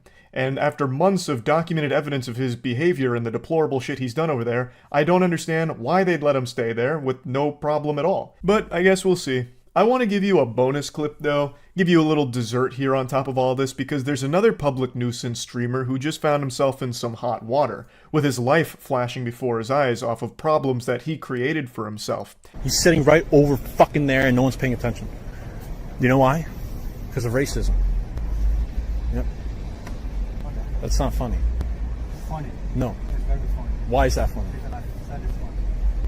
Alright, you and me, Central Park, tomorrow. Don't be late, motherfucker. Do it now. Ain't no reason to wait. What happened? Yeah, what happened?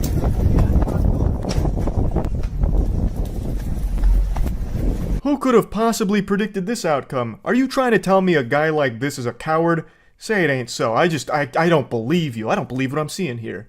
So full disclosure, I don't know who this guy is. it seems like he's just another one of those revolting ooze douchebags that just instigate conflict. But in this case, the person that he's starting all the hoopla with actually just calls him out on it, and he's like, alright, then we'll fucking fight. The streamer point blank challenges him, tells him to meet him in Central Park tomorrow. Obviously, he's being very vague on purpose because he has no plans of engaging in any kind of pugilistic combat here. And then when the stranger's like, no, why wait? We can just settle it now. Which is such a badass line, and the second he unzips his jacket, you can almost hear the streamer's heart skip a beat. He's getting palpitations, and fight or flight kicks in, and you know he's not fighting, so he just bolts out. I have no doubt that is the fastest he's ever run in his entire life.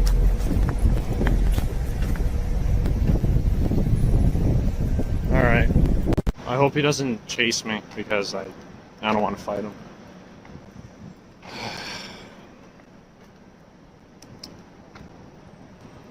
Am I a pussy beta? Perhaps. But I don't know.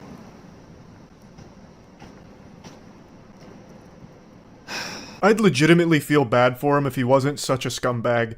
You can hear the size of realization where he comes to terms with actually just being a fucking loser. He couldn't even cobble together some kind of loose defense of his actions here. He goes, am I a pussy beta? Perhaps, but I don't know. Like, he's starting to get some self-realization here at the pathetic specimen that he's become. You can also tell from the chat what kind of community he's fostered over there, so not exactly someone to feel really bad for here. The only one to feel bad for is the guy that was being harassed, because he didn't even get the closure of being able to get a few good shots in on this fucking loser. But anyway, I just wanted to share all of this information with you. Great news with Johnny Somali being arrested. Great news with this guy having a very embarrassing clip of him being a coward come out. And yeah, that's really about it. So yeah. Hey there. No long-winded intro or anything like that. I'm just making fun of another prankster per usual, so you know how the situation goes. Back with another video! I am back with a prank. Today we are not at Walmart and we are not at Home Depot. We are at... She's been doing videos like this for months and still can't figure out simple audio. All of it sounds like you're underwater listening to a series of farts every time she tries to speak in the intros of her videos. This is someone you've probably seen before, but I guarantee none of you know who she is, which is the way it should be, because she's just an insufferable prankster whose entire personality revolves around making strangers' lives miserable. So she goes to Walmart, or in this case Dollar General, and just harasses people. In this one, her prank is taking things out of their shopping carts and throwing it on the ground or insulting them for it, or in one case, even just physically touching a woman to bother her as much as possible and then starts like braiding her hair. It's all just garbage. Now, she did have a video go viral a few months ago with the breaking TVs in a Walmart prank where she just went into a Walmart and broke a TV with a baseball bat. It was a TV she brought and she got arrested for it. And the entire internet came together to make fun of the clown and just point and laugh at her. And that's the proudest moment of her life. So it's all she does now, as pathetic as that is. But we about to go in here and just grab shit and throw it.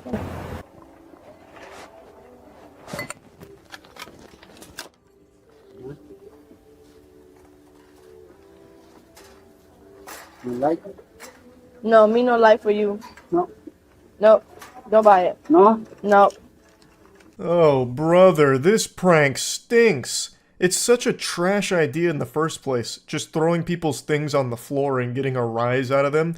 But then to put the cherry on top of this already pile of dog shit, she has no personality at all. She doesn't even try and make a joke out of any situation. She does nothing. She is so bland and boring. She doesn't even say or do anything half the time. She just throws it and then sits there. Like her just brain had a Windows restart moment, like Windows needed to update. Man, I got something in my eye. This prank is so bad, it's actually causing my eyelashes to fall out into my fucking eyeball. But yeah, anyway, like I said, half the time she just freezes there, deer in the headlights, and just stands there like she's been lobotomized. But in the rare instances where she doesn't, she ends up just getting more mad at the people she's pranking than the people do at her. She gets so offended that people respond negatively to having their things thrown or being bothered and harassed. It's so fucking weird. Oh, excuse me. Excuse me. What? Those are ours. But I just want to see if I want to buy it. Okay, it doesn't matter. How Can you just put expensive is it? Can you just put it back? I don't know why. Can you just tell me how expensive? I don't know why it is. It's $4. Yeah. You're good. I know you're making a video, and I don't care for your video. Wait, I didn't say you can have it back. I'm about to give it back in a minute. It doesn't matter. You I'm about to give it back. Just It's, give me a minute. it's ours. It doesn't have to be. You don't have. Ugh, it's just the most annoying person ever. Just goes up and then just makes an argument out of taking their shit, like, oh, I just want to know how much it costs. And then she immediately starts getting heated herself. Like, her whole prank is supposed to make others angry, but half the time it ends up making herself angrier. I don't know how she can even have such shamelessness to record shit like this, and then keep going after someone calls out that she's filming a video. That is unbearable, incomprehensible levels of shame that I can't process with my little noodle here. You have not only been bothersome and a nuisance to these strangers, but now they also know that you're recording it to try and get clout online. How do you not puke from the overwhelming guilt of being such a loser and being caught red-handed with it? Oh, it blows my mind. You're just coming up to us. So are you going to be nice or not? I'm Can gonna we give have it it back, please? Are you going to be nice? Can we have it back, please? You know what? I spoke with you because you said Thanks. please. Go get your wife. She's really mad right now. This painful interaction dragged on for so long, I cut out a lot of it. She eventually puts the first item back in their cart, but then grabs another one in order to keep the argument going and escalating it. At some point, the wife walks away, to which our prankster, the galaxy brain prankster, had the gall to say, go get your wife, she seemed mad, even though the whole time the prankster really did seem just as mad as the wife. But then she tries to hide that embarrassment with that big old smile grinning from ear to ear, celebrating a job well done. Another banger piece of content she was able to deliver with that. What's wrong with you? What's up? What's the problem? What's the problem? Yeah, why are you over? I don't even know you. What? Girl, some girl just came over here and just knocked this thing off my basket. What's wrong? Nothing's wrong. Okay, so what you do? Sorry, she with you? She is legitimately a child. She has the brain of a 6-year-old, where they'll take a cookie from the countertop and throw it on the floor, smashing it to pieces, and wait to be scolded by adults. She's also so fucking lame that she can't think of how to communicate past that initial shock of throwing someone's things on the floor, that the only thing she can muster is just repeating what the other woman is saying back to her. What's your problem? What's your problem? Is she with you? Come on. Move around, please, ma'am. Move around. Could somebody come get her? Who you on the phone with? I don't even know what the prank is supposed to be. She throws some stranger's shit on the floor and then just stands there like one of those Buckingham Palace guards where they're not able to make a facial expression or speak because she can't process any words. So the only thing she comes up with is what other people have said, or just asking annoying questions like, who are you on the phone with? What is the joke even? You just look so foolish. Can somebody come get her? Look, I apologize. I didn't mean to drop that, but I have a question. Don't, ma'am, please. No. No. I don't, say, somebody come get this. Girl. Come from over here. Girl. Today, Jesus. No, tomorrow. Today, Jesus. Tomorrow. Today. I wouldn't necessarily call myself an empath, but I can feel that lady's emotions and all of the thoughts running through her head at this moment, where she's contemplating whether or not it's worth it to beat this prankster's ass. I just know she's weighing the pros and cons, and I think the only thing that stopped her from putting her hands on the prankster is that she had a suspicion that this was someone going through a mental health episode, like psychosis or something, or like some kind of like, you know, manic episode. I think that was the only thing that stopped her from just going after the prankster here. And one day, this prankster will try this with the wrong person, and it's not going to end well for them, and it's going to be entirely the prankster's fault for constantly instigating as much conflict as possible, because all she wants to do is make everyone around her upset, angry, or just make their day as worse as she possibly can muster. What a beautifully awful way of living your life. Oh, is this yours? Yeah. Oh, it's so cute.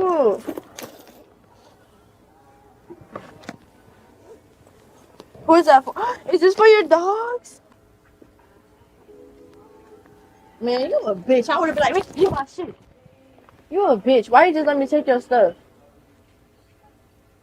This poor guy really gets the worst of it, just minding his own business, doing nothing wrong, just totally innocent, and this miasma of cringe marches up, takes an item out of his cart, throws it on the floor, and then he just says, okay, not playing this game, so he doesn't say anything. He just sits there and takes it. Eventually she grabs another item from his cart and she starts walking away with it before turning around and throwing it back at him, calling him a bitch for not standing up for that item. He gets berated for doing the right thing, just ignoring it. Like, what's he supposed to do? Run over and put you in a chokehold to reclaim the item? He can just go get another one and it's not worth fighting you over or playing into your game. Because he would be the one that gets in the most trouble for it. Even though you are starting all of this conflict, you are the catalyst to the catastrophe that will eventually come from doing awful pranks like this.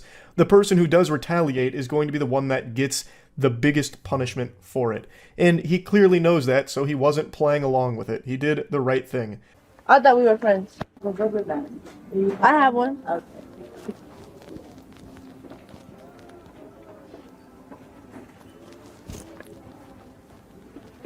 Let me touch it. Here. I did it. Can I touch your booty? No. Now, in this case, however, this one may have actually had, like, grounds for self-defense. She just walks up to a stranger, grabs her hair and starts tugging on it and then, like, air humping her back. And this could very well be an argument for self-defense. You don't know this person. This crazy lady behind you, that's kind of dangerous, actually. So I'm surprised this didn't lead to an actual scuffle, because this is a fucking awful thing to do. Now she's gone from just harassing people to physically harassing people. What an achievement. Look at how far we've come here. This prankster is leveling up right before our very eyes. Am I gonna die? Is this like a... I can't make no fun. You gotta like walk forward.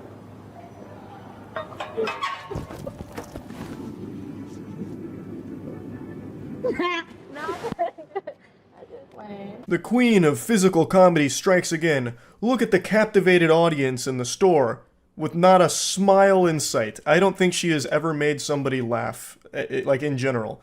But I will say, I hope she hurt her knee, because she may have planned this fall, but she did not plan for that injury. She didn't brace, even slightly. She just falls, like full-blown, full force, onto her right knee, and then rolls over on it. So I really do feel like this is a situation where she hurt herself, but tried to play it off like, ooh, everything's okay, ha ha ha.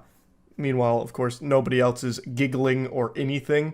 But yeah, just wanted to showcase that, again, she gets kicked out. She actually got kicked out twice in this video. It doesn't seem like she goes to a store with a camera rolling without getting kicked out. So yeah, that's just another horrible prankster I wanted to make fun of. That's about it. See ya. There's no shortage of degenerates that stream on Kick. It's like if Arkham Asylum had their own streaming platform. It's this 24/7 Big Brother broadcast of just unhinged lunacy at this point. And somehow that always ruffles people's feathers. Like, no, it's not everyone, you can't say that about Kick. And of course, it's not everyone on Kick is a weirdo, obviously. But you've got to hop off the idiot potion here, snap back to reality, get out of the delusion if you think that Kick's public perception is anything other than entirely negative. There is so much crime that just gets broadcast on there. It's incredible how the FBI hasn't used it as a resource to bust some complete awful people. Like just recently, Something About Chickens made that video exposing the Kick predator, and it's not like that's an isolated incident. There's quite a bit of that going on Kick, because the platform is attracting some putrid worms to it like this festering dumpster that's surrounded by mosquitoes.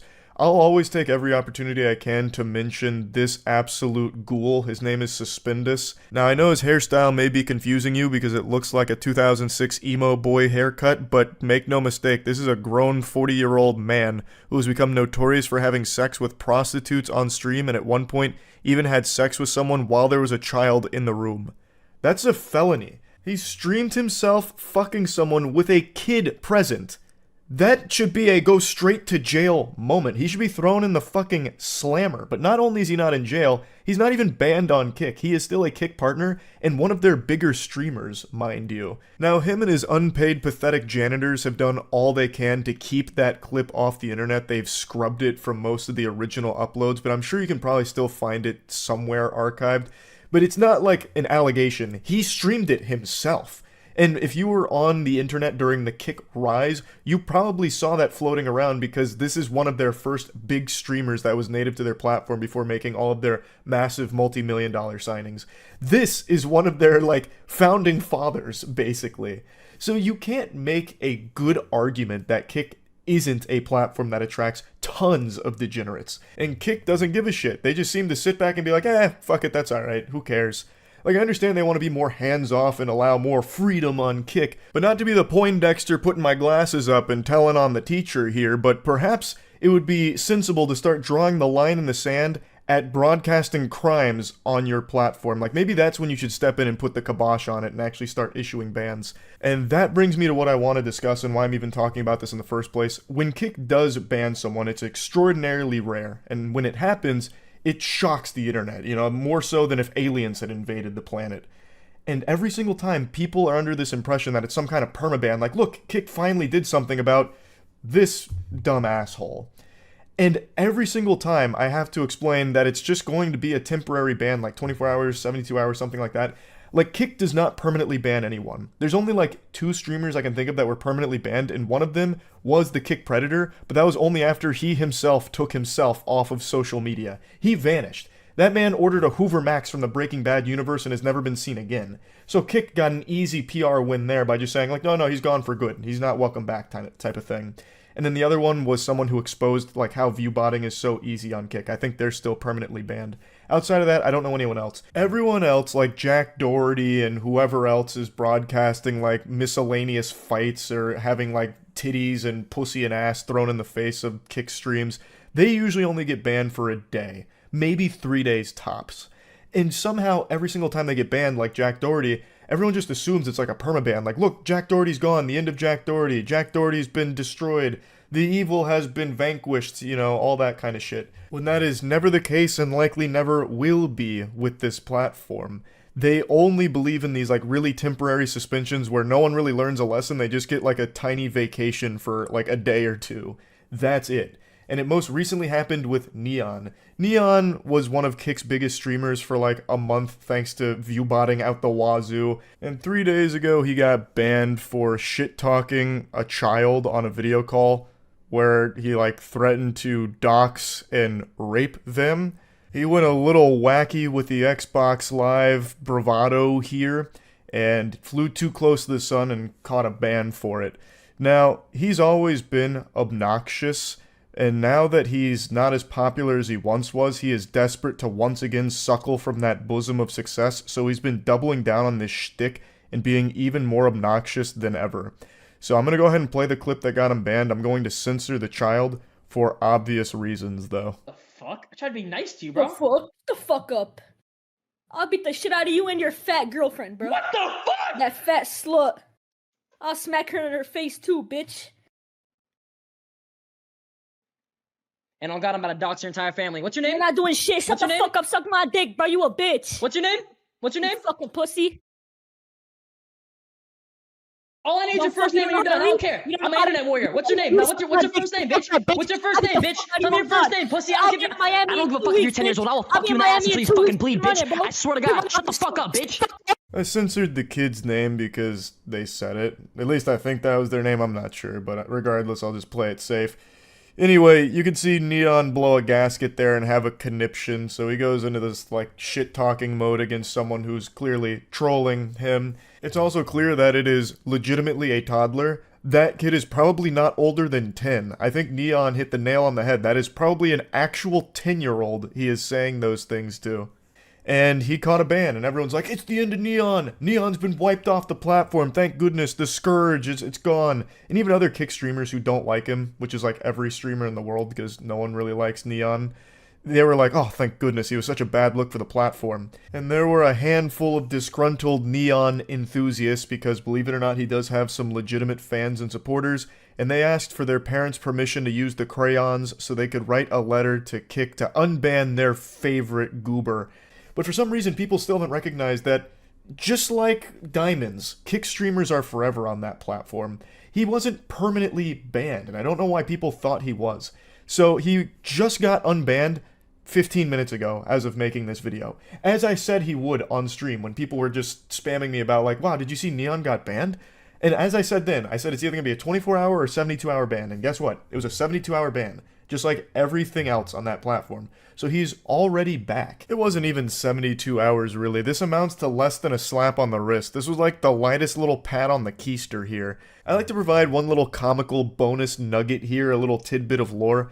Neon is so incredibly annoying that even the CEO of Kick couldn't hide his dislike for this annoying douchebag. Holy fuck, can someone ban the word neon? We don't give a fuck about neon right now. Listen, big shout out to all people who give, like, talk or, you know, do streaming on Kick, but, like, come on. You can find the full clip floating around there where he gives more context about the Neon situation and how he's, like, not part of the band team or anything like that. But it doesn't matter because very clearly he gets so annoyed by the pestering buzzing from Neon and his fans that he just snaps from it. He's like, holy fuck, can we just ban this word from the chat at this point? And that just gave me a hearty belly laugh. Not even the CEO of the platform vibes with this guy or his community. He is so unbelievably unlikable that everyone in all corners, even on Kick, celebrated when he was gone for those 2 or 3 days. So yeah, he's back though. Again, no one stays banned on Kick. Very, very, very fucking rarely does that happen. So I just wanted to talk about this because Kick bans aren't real. They're just very slight suspensions, and I really wish we'd do away with the word ban when it comes to this. Just call it what it is. A little suspension. That's it. Nothing more. So yeah, that's really about it. So yeah. There's few things on this planet that make me more mad than drunk drivers. I've said that a lot in the past, so that shouldn't come as some kind of shocking revelation. But what is shocking is the clip that I saw today from 2 degenerate Kick streamers who proudly broadcast themselves drinking and driving while speeding on the interstate and acting like they're playing Need for Speed Underground 2, literally putting every innocent person's life at risk on that road. Their content was commit a crime and see if you get to witness them die in the act and go straight to hell, and also most likely take others to the grave with them.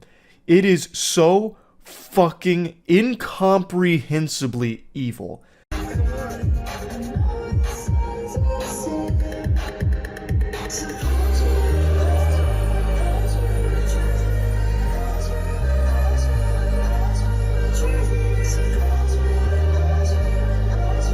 Goofy sex offender stash here takes a huge swig from the Smirnoff while driving recklessly. So Inbred Speed Racer is broadcasting all this on Kick, which is very successful for this type of content because the audience loves to see people gamble with their lives. I have no doubt his viewers were on the edge of their seat, biting at their nails, wondering, are they about to witness 2 stupid assholes get themselves killed? And you can see in the chat that they are celebrating. They are pumping their fists. This is the best content ever, because they might get to watch these dumb fucking douchebags die. Yeehaw. What a fucking disgusting situation. Now, I suppose there is a chance that the Smirnoff has been replaced with water. Doesn't change the reckless driving. That's not smoke and mirrors or CGI or anything. They're not exactly on the set where The Mandalorian was filmed or anything. So that's still 100% authentic, but I guess it is possible that they're not drinking and driving. But I find that very unlikely. But let's just go ahead and suspend disbelief. Let's assume they're faking drunk driving. They're so pathetic. What an absolute vermin. So desperate for clout from Kick, of all places. That's like being the class president of the loony bin, that you'll pretend to be committing a crime for their entertainment. They are there to just watch you ruin your life, and you're proudly dancing for them, you absolute clowns. But the worst part about this is they're not just ruining their lives, they could have potentially ended the lives of completely innocent people around them. That is just evil, no matter how you spin this. 100% I think this is real. I don't think they replaced the Smirnoff with water. I am confident that these degenerates were actually drinking and driving while doing this.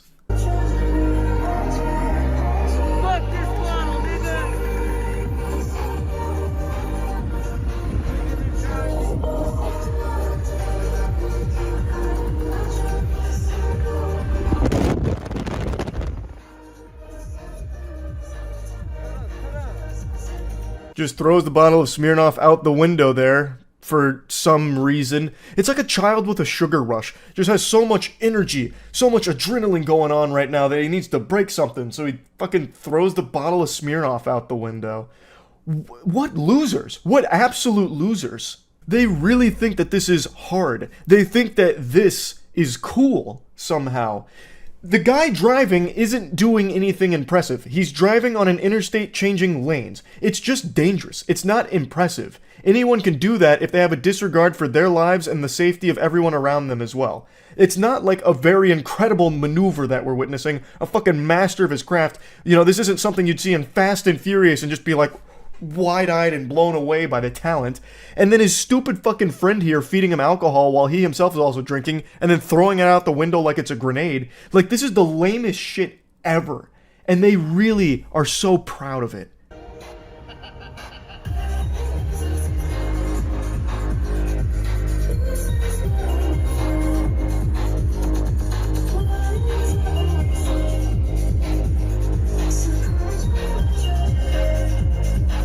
Risking your life for 125 viewers and 6 chatters. Nice. Imagine just throwing everything away, committing crimes for 125 viewers that are all there just to see if you're gonna die or not. What a miserable existence that must be. They need to be thrown in jail. 100%. Lock them the fuck up. I think the evidence here is irrefutable. We've got them documenting their own crimes in 4K, well, it's definitely not 4K, documenting their own crimes in crisp 480p kick stream here. It should be a slam dunk case for whoever wants to pursue that. For their safety and the safety of everyone around them, they need to be in jail. 100%. Because they'll probably keep doing this. I imagine this won't be their last drunk driving stream. This is probably just the beginning. They'll probably try and make this their whole brand right now because I have no doubt they view it as a very successful stream. I think the only thing we can pray for here is that when they inevitably do crash, they don't hurt anyone else around them. Or hopefully they get arrested before that happens. Who knows? But anyway, wanted to talk about this a little bit because it had me fuming. It had my blood boiling. I have absolutely no tolerance for drunk drivers whatsoever. There's no excuse for it, and the fact that you're so proud of it to be streaming the entire thing is crazy to me and just foul. It's fucked up. That's about it. See ya. Today's been a big day for Kick Degeneracy. They broadcast 2 crimes live in the span of 12 hours. That's a new record, baby. Give it up for Kick. Huge round of applause. They're really busting new ground here. Usually it's only 1 crime per day. That's the quota, but they said, you know, hold my Johnson. We can do better. July 4th's right around the corner. Let's celebrate the only way we know how. With crime. It's nothing new for the platform. That's kind of become Kick's entire brand identity. It's basically like this quarantine zone for unhinged weirdos that the Joker would have recruited for his gang out of Arkham Asylum. And they basically set it up like zoo exhibits where edgy middle schoolers can go in and flick boogers at the glass as they laugh at the fucking clowns on the other side, getting themselves hurt for a couple of extra viewers. Anyway, I'm only going to focus on one of the crimes from today for this video. I might make a follow-up for the other one. But for now, let's focus on this baffling display of lunacy. So, a Kick streamer harassed this couple in public. The couple then started arguing with this loser, who got so butthurt that this couple dared argue with him and touch his phone as he put it in their face, jamming it down their throat like he's giving them a fucking endoscopy, that he, in response to their argument and touching his phone, pulls out a gun and starts threatening to murder them. He says multiple times that he's willing to blow them away. He's ready to kill these two in cold blood because his feelings got hurt that they insulted him after he started shit with them. You pussy. I love the POV from Nampa Stream Prime. It shows the real you. You gotta appreciate your height, your balding, and your few palm art. Who's gonna sock who's gonna sock him in the face? What are you doing? You better let go of his shit. Turbo Douchebag has his chat on screen, and I had to censor it because they just keep saying some awful shit and putting links to things that I have no idea what they are, but I'm not taking any chances with it. They just keep calling this woman a whore. So he went up to her, he started insulting them, and then the chat was like, "Whore! What a whore! Look at her! There's a whore around! Hey, anyone else just sneeze? It's because we're allergic to whores!"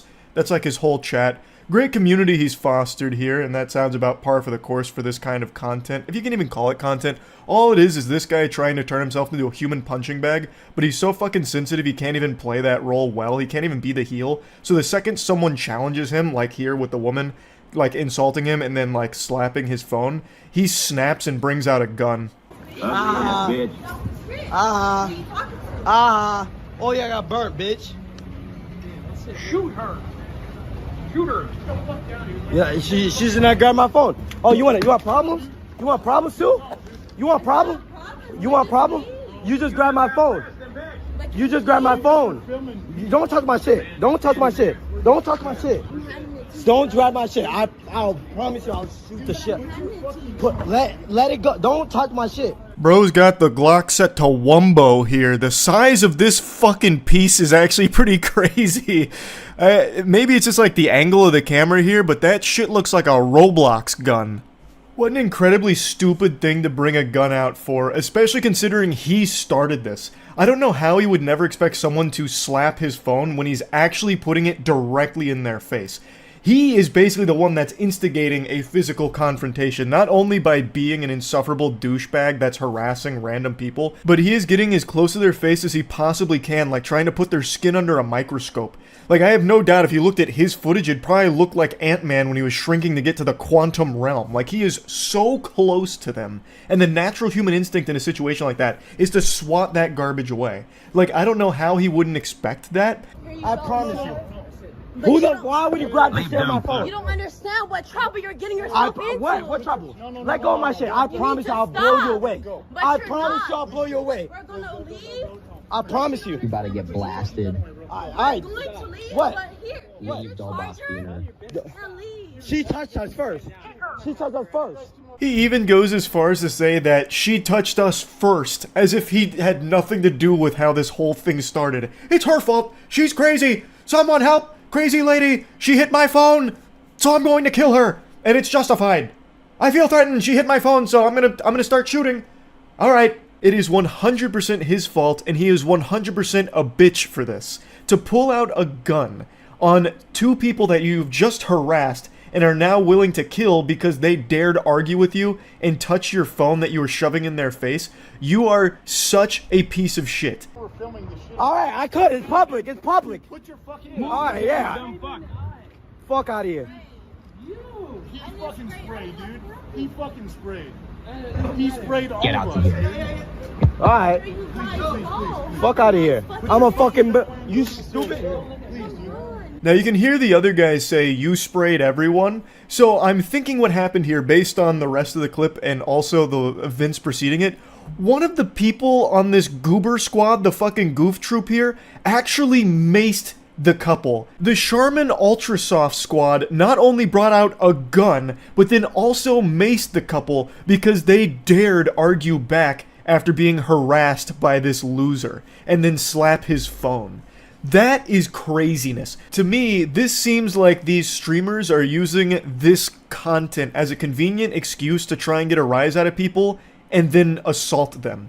So they bring mace, they bring a gun. I bet they also have fucking taser too, maybe brass knuckles. Like, what else did they bring here? A fucking golf club to go Last of Us 2 on someone? It really feels like they just want to hurt people and they're using these pranks as a vessel to maybe have some way of doing it and trying to argue that it was self-defense. Like, oh, they just reacted really bad to our prank, so we had to shoot them, or we had to mace them. It's unhinged. It's absolute insanity. No, you guys are, my face is burning. Dude, my fucking eyes are burning. I don't know what you guys are doing. Come on, let's go. Fuck out of here. Like, what is that extra? Put the away. All way. Hey, listen, hey, yo, just right now. Your bitch started shit.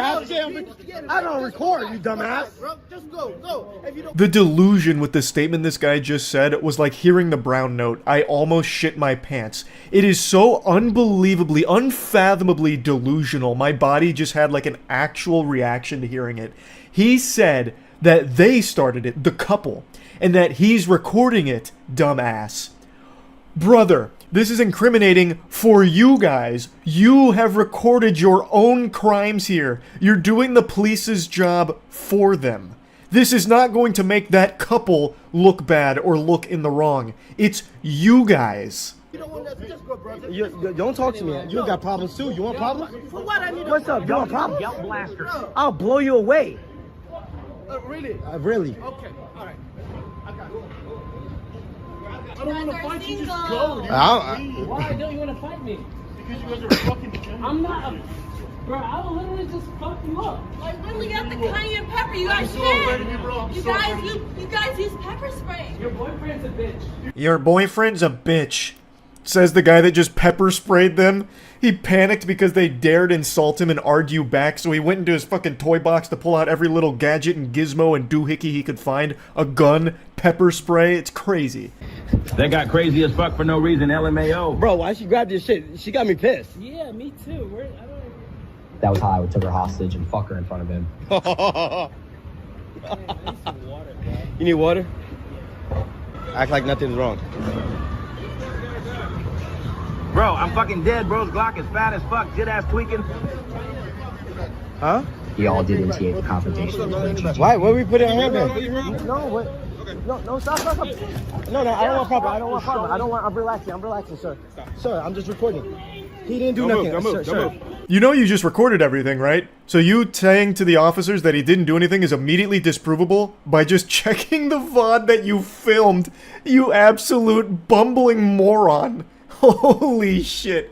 So one of the guys he threatened to shoot went and got some nearby officers here, who then took matters into their own hands to arrest them for literally waving guns around and pepper spraying people. Control 60 by give us a red Cromwell. Sir, I'm relaxed. Hey, you go. Turn around. You don't have to stop that. Fuck the cops. Don't hurt me, please. Don't hurt me. On your stomach now. This is such a fitting conclusion here. He starts whining and screaming, "Don't hurt me," after he just pepper sprayed and threatened to shoot an innocent couple over an altercation he started for his dog shit stream. You couldn't write a more fitting, poetic ending to this stream, and it happened so quick after the event. I mean, that's absolute cinema. Don't reach. I'm not reaching, bro. Look, sir. Put your hands back. I didn't do anything. Sir, fuck all these cops. You're not fucking listening. Sir, I am, sir. I'm sorry. Actually amazing how they keep saying that they didn't do anything, they're innocent, when all you have to do is rewind the stream 30 seconds to see him have a gun in his hand, threatening to blow them away. Actually just threatening to murder people, and they also ended up pepper spraying innocent people as well. All from shit they themselves started. And the chat was going on about how corrupt the cops were and all of that, when that's a bunch of hooey. They had just been told that there is a fucking lunatic that's waving a gun around threatening to murder people and also just pepper sprayed a bunch of people. Like, the cops are responding to that. That is a dangerous person. That's a threat. And they handled it pretty well, all things considered. I can't see exactly what happened, which led to the takedown, but from the angle, it seems like he tried to, like, run up the escalator, so then he, like, grabbed him and took him down, but I can't quite tell. But regardless, this guy has a gun that he's clearly not afraid to just bring out and threaten to kill people with. So, I think they responded pretty well, all things considered. And this is absolutely deserved from the streamers here, and I hope they spend a long time in prison. I have no idea if they will, but they absolutely should because they are not safe to be in society. So yeah, I just had to talk about this. Just more huge kick degeneracy here with this broadcast crime, and who knows, it could have turned into him actually shooting people on stream.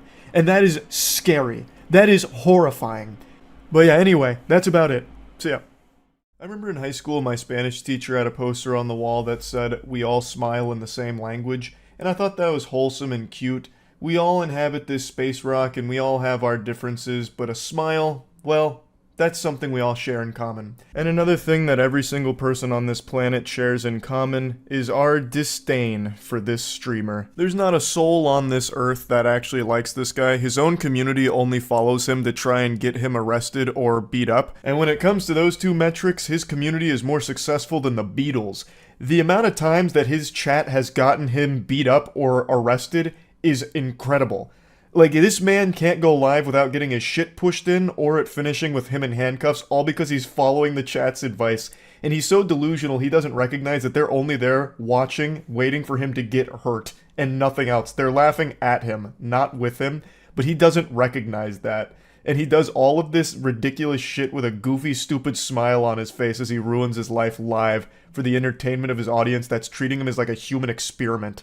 So, I've talked about him before, everyone's talked about him before. He's the public nuisance streamer that travels the globe and just makes everyone's lives miserable around him by harassing them, spamming racist insults at them, disrespecting the cultures that he visits, and he keeps getting arrested. Oh, you a bad bitch. I swear to God. You a bad bitch. I'll take you to dinner. I swear to God, I'll change your life. I'll change your life, baby. Baby, I'll change your life. I promise you. You a bad bitch right here. I'll change your life, baby girl. You know, I'm in the sidewalk. I'm in the sidewalk. I'm in the sidewalk. I'm in the sidewalk. Okay, I'll go. What the fuck? Okay, now go. Relax. Relax. America. I'm in the sidewalk. I'm from America. What are you doing? This is from one of his more recent arrests in Israel. You can see him start to panic and spamming "I'm American" as if that's somehow going to save him here, like that's his safe word that's going to get him out of this situation. It's like, oh my god, pardon me, I didn't realize you were American. Let me dust you off, fucking goober. But yeah, this is how his streams go. He just causes as many problems as possible for his audience, and then it either ends with him missing some teeth or him missing some freedom in a prison cell. But unfortunately, no matter how many times he gets arrested, for some reason, they keep releasing him. They keep letting him out of the slammer. And I do have a bit of a conspiracy theory, so excuse the tinfoil hat here, but I have to think the authorities keep letting him out of the slammer because they're in on the joke, and they know if he gets out, the cycle's going to continue, and he's just going to go out there and get beat up by another stranger, because he is a knuckle sandwich magnet. Any stranger with a fist somehow finds this man's face, and just fucking pounds his flesh to bits. It happens so often. He is a sentient punching bag with a pulse, but somehow has even less of a personality than a punching bag would. But it is admittedly very entertaining watching him get fucking brutalized every time he goes live from problems he himself starts with people. Honestly, I'm surprised he doesn't beg just to stay in jail. Like, it's probably safer for him there.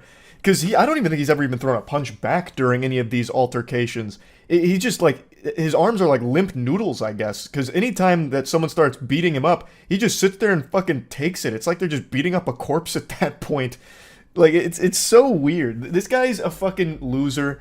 Everyone knows that. I'm not even going to bother saying his name because he's just a vermin whose brain is so poisoned by clout that the only thing he thinks matters in the world is attention. He needs attention more than he needs oxygen, so I'm not going to be saying his name. I'm sure you've already seen this NPC plastered all over the internet. He's one of those very few unifying moments that brings everyone together because we all dislike him the exact same.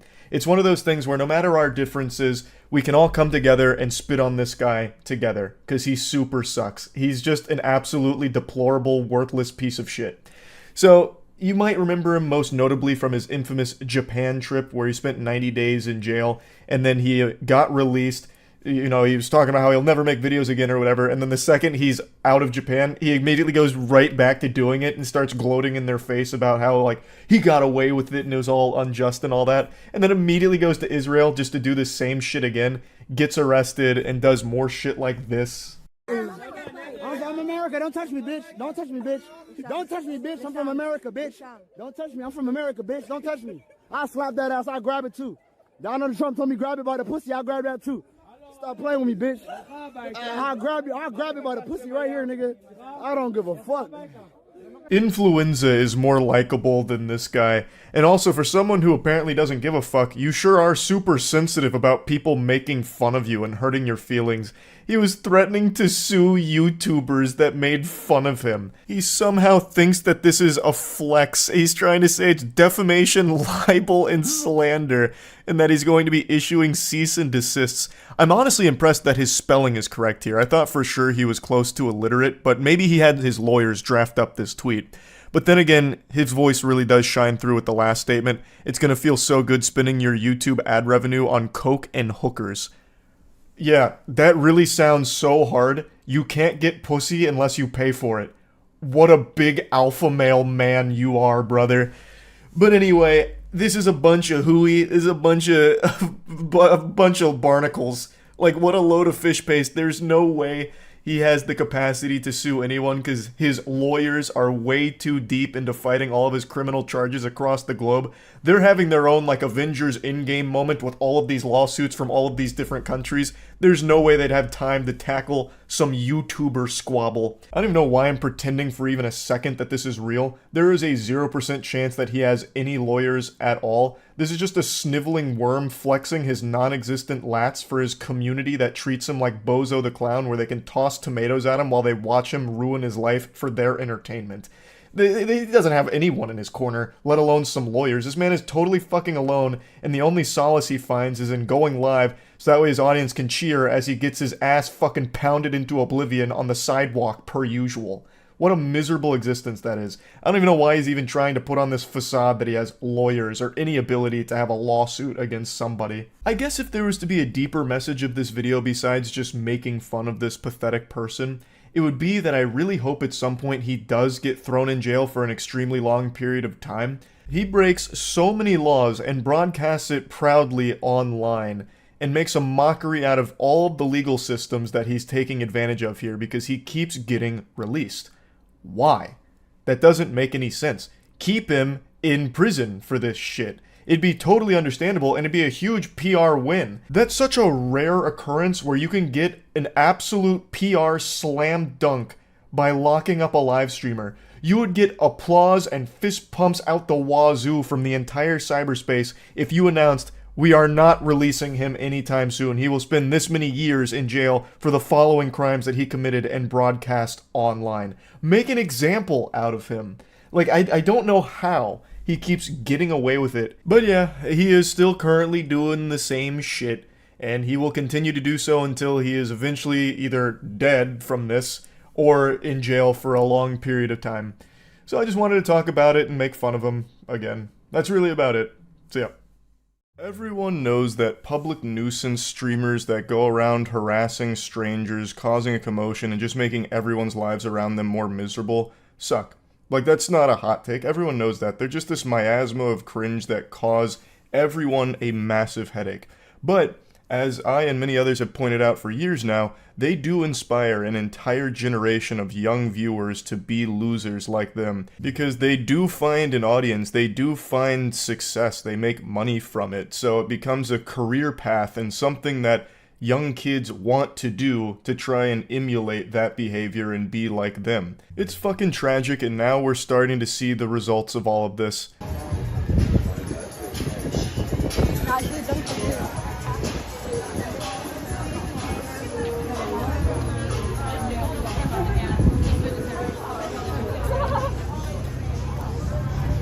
What the fuck? Put your hand in my food again, and I'm throwing all of your phones. Hey, you're not touching our phone. Don't put your hand in my food again. Do not do that. You don't do that. This young whippersnapper can't be older than 11 years old, and he's already becoming a scourge. He's trying to do what all of the other public nuisance streamers do by just being a societal hemorrhoid. He still has his baby teeth. He hasn't even gotten his adult teeth yet, and he's already doing this shit. He just graduated from suckling milk out of his mother's bosom, and now he's trying to suckle milk out of Jack Doherty's titties here. He's just trying to get that clout through being a piece of shit. Now you're probably thinking to yourself, Charles, are you really going to be insulting an 11-year-old here? And the answer is a resounding absolutely. This needs to be squashed. You gotta put the kibosh on this immediately to learn that this is not acceptable at all. So absolutely, I will be insulting this kid and the entire goof troop that travels with him for these streams. Now, he has thankfully been banned for this, which is one of the very few times I've ever seen Kick ban someone. I imagine it's not a permaban, but it 100% should be. I guess we'll have to wait and see if it is. Yeah, though, this shit absolutely super sucks. So I'm doing a public service here by insulting them. Hopefully it discourages more people like this, and hopefully this kid grows and learns that it's awful. It's not even good content. People are watching you because you are a clown, and they're sitting on the edge of their seat waiting for you to get your ass beat. That is your entire audience. You are a fucking spittoon that they are spitting in. Why would you want that to be your whole brand? His whole stream is basically either arguing or fighting people, and this is him just taking food from a stranger's table. That lady then goes up to confront him, and I'll show you that clip in a moment, but in the same stream, he also gets in an actual fistfight with some other kids. His whole stream is just creating problems and instigating, hoping that someone will fight back, and he just yells and screams about it, or in this case, throws some wet noodle punches at them. So him and his goof troop fight this other group, and they know that they're not going to get their ass beat because they're too young. So the group that's taking these punches doesn't actually fire back. They push him away at one point, but they don't actually swing on him because they know they would be the ones that get in trouble because this is a toddler. So they're using their age as a shield because they know there's going to be no real repercussions. Don't put your hand in my food again. Do not do that. You don't do that to people. Who do you think you are? Who do you think you are? Stop filming me. You're a nobody. You're a It's a live stream. You can't stop it. Who the fuck are you? Who the fuck are you? Give me the phone. Now you're not touching my fucking phone. Touch my phone, I'm gonna actually do something. What are you gonna beat me up? Back the fuck up. Back the fuck. I will. How old are you? 5? Kid's making threats to this woman, then he also has his friend, behind her just in case. It seems like he was contemplating sucker punching her. That's what it seemed like the synapses in his brain were about to fire and tell him to do there. This is his whole stream with him and his friends just wandering around, making problems with complete strangers for no reason. And I'm also using the term friends very loosey-goosey here because I have a hunch that they're not actually his friends. They probably can't stand to be around this annoying shit stain. They're just here because he has some viewers and they're trying to elevate themselves. That's typically how these stories go. I think it's also worth mentioning that he has clearly been heavily inspired by Jack Doherty. Jack Doherty is another public nuisance streamer who does this exact same style of content where he just travels around, makes problems, causes a ruckus, and he has a bodyguard with him so that when anyone tries to confront Jack, the bodyguard steps in and either attacks that person or scares them away and sizes them up, gets them out of there to protect Jack Doherty from the consequences of his actions while Jack peeks around the bodyguard still lobbing insults at him like a real tough guy. Also, Jack Doherty is probably about the same size as this 11-year-old. So, the reason I say that he's clearly inspired by him is because this kid also travels around with a bodyguard. That's who that dweeb with the TikTok broccoli hair was that's positioned behind the woman here. That's supposed to be this kid's muscle. Or backup, perhaps. Maybe sidekick. I believe it's supposed to be his bodyguard, though, like Jack Doherty has. But the clear difference between Jack Doherty's bodyguard and this kid's is Jack's is a full-grown adult man who is like a professional bodyguard. This kid's is another child who's still afraid of the dentist and probably still wearing Pampers and the head of the anime club. But he is still trying very hard to be like Jack Doherty. And the question needs to be asked, where are their parents? Where in the fucking world are these kids' parental figures? Do you? Alright, hold up. Do you? Don't do that again. Hold up. Yeah, shut the fuck up.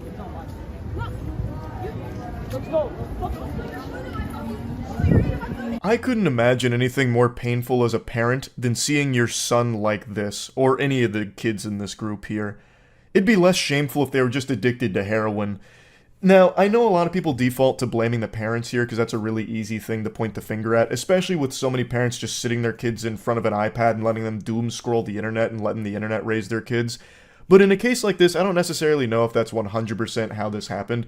I think even if you're someone who's very active in their kids' lives, they can just stumble across something like a kick streamer like Jack Doherty and see him flexing his wealth and be, blown away by that, getting stars in their eyes and be like, I want to be like that. And no matter what the parent does, they can't really snap them out of it. That's just something the kid's going to have to learn through failure and learning that they're going to end up alone and a loser by trying to be like Jack Doherty. But I think there is a clear problem here that the parents aren't here. Like, they're just letting their 11-year-olds wander around IRL streaming. Under no circumstances should a child of this age be fucking IRL streaming on Kick.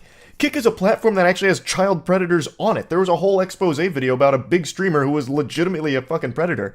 And their kids are now streaming IRL on that platform right now. And even on any platform, I don't think any kids should be doing any kind of streams like this.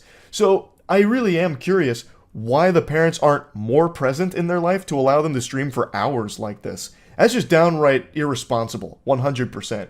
But I don't necessarily blame them for the kid trying to be a Jack Doherty clone, a bootleg Jack Doherty. That's something that even if the parents were monitoring their internet usage, he may have just stumbled across through TikTok or Twitter or something and then just got hooked on it. And that's a hard thing to stop as a parent. I do understand that part, but they definitely need to know that this is not acceptable behavior or normal behavior for kids to be doing. Fucking streaming, being an asshole. Come on. The parents definitely got to step up here and do something, I would say. Unfortunately, I don't think this is going to be the last time we see a kid start to do streams like this. I really do think that streamers like Jack Doherty, who I keep name dropping, but it's just so clear his influence on this kid's life, really do create further degenerates. They just continue this cycle of degeneracy by making more people like this. And it sucks. That shit is terrible. So hopefully I'm wrong and we won't see more cases like this, but man, it's still awful. Even with just one case, that one kid was inspired enough to start trying to do the same thing. It's sad to see. And yeah, I just wanted to talk about that a little bit. That's about it. So yeah. It's been a little while since we just looked at a good old-fashioned embarrassing live streamer, and boy do I have a special specimen to share with you all today. The clip I'm about to show you is brand new. It only happened like 2 days ago, but it feels vintage. It's an IRL public nuisance stream that really does feel straight out of 2018, back when that was a popular genre. It's long dead now, it's fizzled out, but back in like the 2018 era, a very popular category of streaming was IRL, and it was infested with these degenerate worms that would just create as much ruckus in public as they could, try and instigate confrontation, and just be an absolute fucking headache to everyone around them. And the bigger the blow up they could cause, the better the content. It's not popular anymore because the shtick wore off and now it's just kind of pathetic and lame. But just like this guy's hairstyle, he's stuck in the past. This is a 40-year-old man who has a hairstyle of a 14-year-old emo boy. And he is a Kick streamer, he's not a Twitch streamer, but he has risen to notoriety because he has been accused twice now of having sex live on stream at Kick with prostitutes. I haven't seen it myself, so I can't fully opine on that, but goddamn, really going hard on that IRL content. You see that shit? It's fucking what we do. Unironically blasting dubstep in a train right now. And then he says, he has the gall, the chutzpah, to say, "This is what we do." Brother, you are stuck 15 years in the past. Holy shit. This is like a video I would have seen on MySpace from a pathetic guy back then, let alone 2023. Jesus Christ. I still can't get over that goofy line. This is fucking what we do. What? Sit there awkwardly in silence while you blast shitty music throughout the train? Like, usually when you say something like that, like, this is what we do, it's right before you do something cool. Like, fucking base jumping, bungee jumping, going out to play in the championship basketball game, like, anything besides just sitting down and blasting dubstep.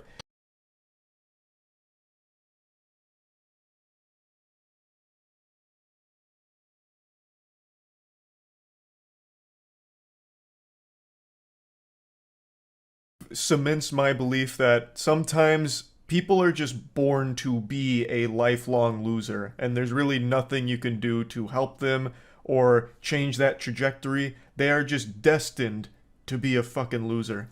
It'd actually be pretty sad if this guy wasn't such an asshole, But you can see the people around him are clearly bothered by the loud dubstep that he is blaring here in this train for no reason other than to be a douchebag. He clearly believes he is the main character here and everyone else is just props for his IRL content. Just genuine filth.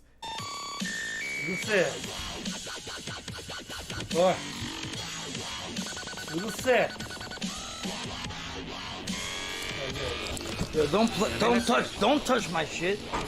Don't touch me. Don't touch my shit. Don't touch me. Fuck you, pussy. Fuck you, pussy. I think it's pretty clear that he's most likely drunk here. As I understand it, he also does coke on stream occasionally, so maybe a little mix of both, some alcohol, some coke in his system, and right now they're waging war inside of his body. But yeah, anyway, edgy Edna mode here gets up in a hurry after someone touches his device, saying, "Don't touch my shit," and then calling him a fucking pussy as he waddles away, stumbles away. The people around him are already very tired of his presence here. Rightfully so. I imagine even when he's not streaming, he's still probably a very hard person to be around in general. Someone tried to get his attention, most likely to ask him to turn it down, but he ignored him, even though he could clearly hear him, I imagine. So, when that failed, someone else just tried to turn it off themselves. Fuck you. These motherfuckers touching my shit. I can't get out of here. I can't get out. I just want to go out. Who the fuck do you think you are? Do you want me to turn down my volume? Yeah. That's all you. Speak in the train. That's all you have to say. The way this goofball is behaving and the way he's speaking remind me of like an old 80s B-movie bad guy. Like really poorly acted, yet he's being real here, which is wild. Now he said if you wanted me to turn down the volume, all you had to do was ask, even though that was attempted and he just ignored him. I've seen a couple people make the argument that the guy shouldn't have reached for his phone to turn it off. He should have like tapped this guy on the shoulder first. And I guess that's fair to say, but it's not like I have any sympathy for the guy just touching the other dude's phone. He ignored the other guy. He's clearly doing this just to be a nuisance douchebag. Fucking touch his phone, turn it off. Like, fine. I'm not gonna get mad about that. And this guy doesn't have a right to get mad about it either, since this is the whole point of his content. He wanted to make a scene out of this because that's what it's all about for him. So he's getting exactly what he wanted. He doesn't really have a leg to stand on here with getting mad and aggressive. It's exactly what he was looking for. Instead of being wait, I want to take English to you because you understand English, right? Nah. You know? Chotomate, nah. Chotomate, nah. Speak English to me. Don't fucking Japanese to us, man. Uh-oh, big guy's going insano style now. He's whipping out the Speak English card while he's in Japan. So he is now saying that they need to speak English to him, despite him being there in Japan. Okay, bro. Daijoubu. You see that? You see what happened right here? Fucking motherfuckers. Chill. Chill. In English we say chill. No, in Japanese we say disappear. Excellent de-escalation tactics here from this guy, truly a master of his craft. A real silver-tongued devil, I'll tell you what. So, a whole conflict that this guy started for the sake of his shitty stream has escalated to a point that now makes him uncomfortable. He seems very scared now that he's about to enter into a physical confrontation. So now he's just saying chill as he's retreating off the train instantly. Like, immediately, ASAP, getting the fuck out of there. Why are you racist? You're racist. I am fucking racist. You are racist, right? Yeah. You're racist. No. You're racist, right? He said he was racist. He said it. You see, he said he was racist, man. That is no racist. Oh shit, stand back. This guy's using his alt. He's alting. He brought out the racist card somehow in this situation on the other guy, hitting him with that fucking crazy reverse. Good lord, out of nowhere, from the top turnbuckle, he tries to cry racism. Fucking wild maneuver here. Interesting tactics. I don't even know really where to begin on breaking that one down. I don't even think it's necessary. I think that one speaks for itself, honestly. Let the chess speak for itself in this case here, because goddamn, what an embarrassing sign-off to this whole situation. It goes on a little bit further where he, like, shakes this guy's hand, who's being, like, a little less aggressive than the other guy. He's like, oh, thanks for being nice, that guy's not nice. Even though he had every right to not be nice to this guy. Like, I think that's a totally reasonable response to a vermin like this who's just blasting music and refusing to turn it down when someone's trying to get their attention, and then has this huge blow up when you just take matters into your own hands and, like, turn it down for him. Like, I mean, fuck you. The whole point was the confrontation, right? So why are you gonna act all offended and upset all because a guy actually, you know, played along with what you've started? Anyway, that's really the whole situation. This is just one of those classic embarrassing IRL streamer moments that I thought was worth joking around about and at least, you know, talking about a little bit. It really does feel straight out of 2018, but believe it or not, this is a brand new clip from this week. So, that's interesting. That's really about it. So yeah. There's so many things in this world that can make you frown. Undercooked meat, getting a porta potty tipped over on you while you're inside, just to name a couple. I want to give you something that can make you smile. One of those public nuisance streamers whose whole existence revolves around making everyone's lives around them worse as their content has just been arrested. 2023 has actually been a pretty solid year for streamers everyone hates getting thrown in the slammer, finally facing some real repercussions for their awful behavior and unbelievable cringe, such as the streamer Johnny Somali, who is still currently in jail in Japan right now, God bless. Now, I haven't seen a follow-up to the individual we're going to talk about right now, so I'm going to delve into fantasy like it's the fucking Magic Treehouse here. In my little headcanon fanfic, he is currently sitting in his prison cell blubbering his little eyes out like a bitch. And this clip actually makes me extremely happy. It reminds me that Christmas is right around the corner because it gets me in a joyful spirit. And just as old Saint Nicholas taught us, it's better to give than to receive. So I wanted to give you all the gift of a big ear-to-ear grin as we watch this insufferable asshole get arrested, but also what led up to it. Hey, listen up. You look so cute and you look so delectable. I want to put you on a plate and just eat you up. How about that? What's your name, baby?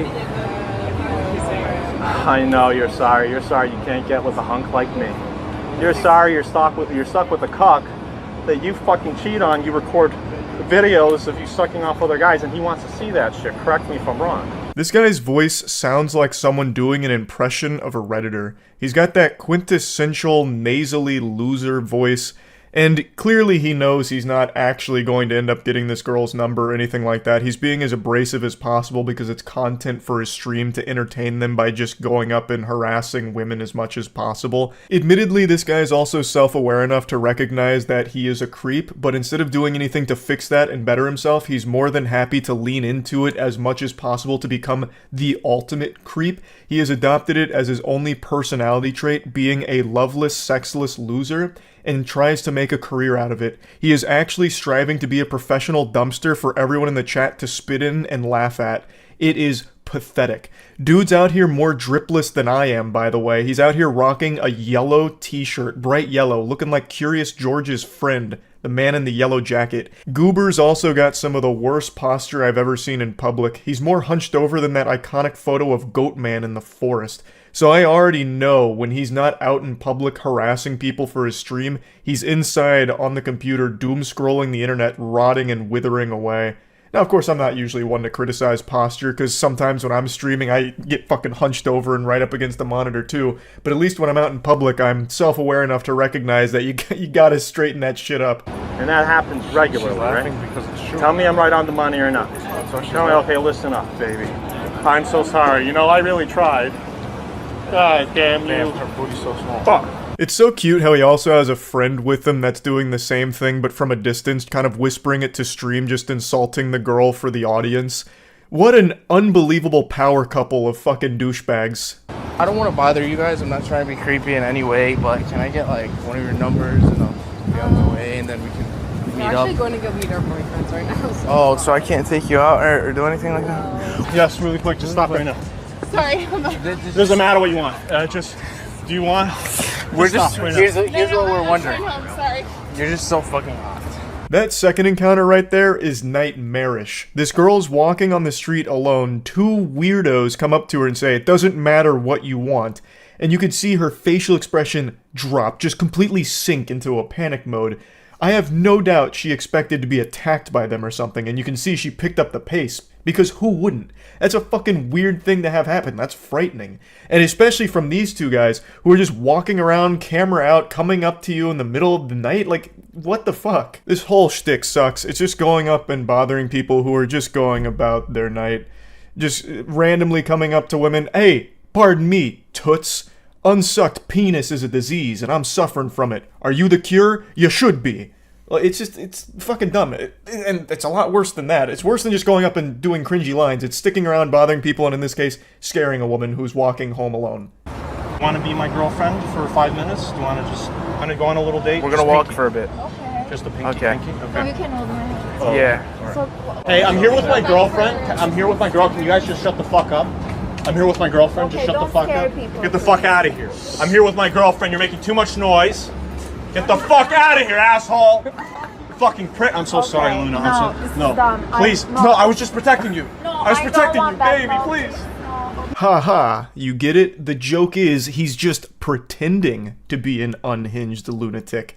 I don't know why you couldn't understand the gut-busting comedy of that. I'm gonna toss a quick fun fact your way, so get ready to receive it. About a month ago, I made a video going over shitty streamers like this guy and his friend, and I'm almost 100% certain that this is the same guy that ran away when someone he was harassing finally took him up on the offer to fight. He was the guy that instigated a conflict, and then the guy he was doing it to said, "Alright, let's just settle it right now." And immediately this guy bolted off. I'm being very generous with that term. Bolted in the same way that an alcoholic zombie would stumble across the street, because this guy is not athletic at all. But he ran away as quickly as his goofy little legs could take him, and then had this brief come-to-Jesus moment where he recognized just how sad and pathetic he is. Just this impressive specimen of trash. All right, you and me, Central Park, tomorrow. Don't be late, motherfucker.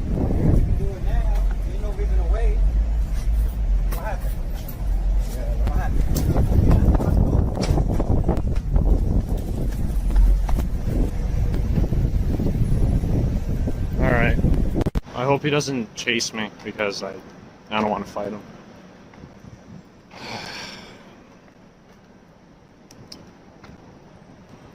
Am I a pussy beta? Perhaps.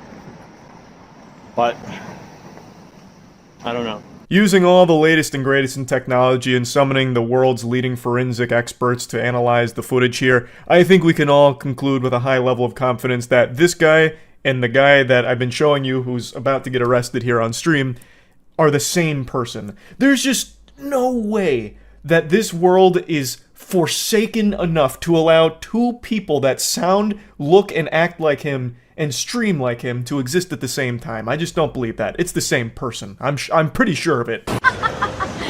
You love it. You know that there's like a...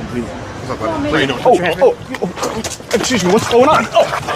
What's going on? Relax. Put your hands behind your back. Put your hands behind your back. What's going on? You're being placed under arrest. For what? I'll tell you in a minute.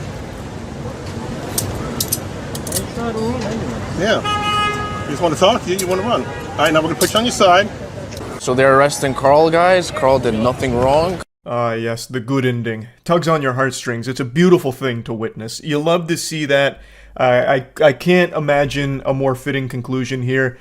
I don't know why his buddy's saying he did nothing wrong. He immediately tried to run from the cops who were about to start talking to him. You can't do that. Like, what the fuck? I imagine they got called there for a disturbance, like, hey, there's this weirdo and his weirdo friend that keep harassing everyone nearby, so the cops are coming to tell him to, like, cut that shit out. And then Chief Goofball here immediately tries to run. Well, it's not really a run. This guy and run don't really go in the same sentence. He takes, like, two fee-fi-fo-fum steps that kind of resemble, like, speedier movement, and the cops are like, nah, putting the kibosh on this, and they just tackle him, they take him down, and then stand him back up. So, again, I don't know what the update is. I don't know if he's still in custody or what, or if there's any charges. I couldn't tell you. it just makes me happy to see that. It's just a big ol' asshole getting taken off the streets there, so I thought that might put a smile on some of your faces. That's about it. So, yep. I know all of you already know this, but I can't stand public nuisance streamers, the absolute degenerate losers who go out into the world and film themselves just harassing random people. Basically, just pathetic worms that go out into the world and treat strangers like NPCs to spit on and use as props for their content. And one of the biggest goofballs in this category of content is named Johnny Somali, and he was just arrested in Japan, which is the most unsurprising news of all time. The only shocking thing about this story is that it hasn't happened sooner. Johnny Somali is a name you might have heard a couple of times over the last few months because he has said himself that he will do anything necessary to achieve clout, and the path he's chosen for that is to go to Japan and just harass everyone by spamming racist shit at them and a lot of deplorable garbage. It's a mystery how he hasn't been deported or killed.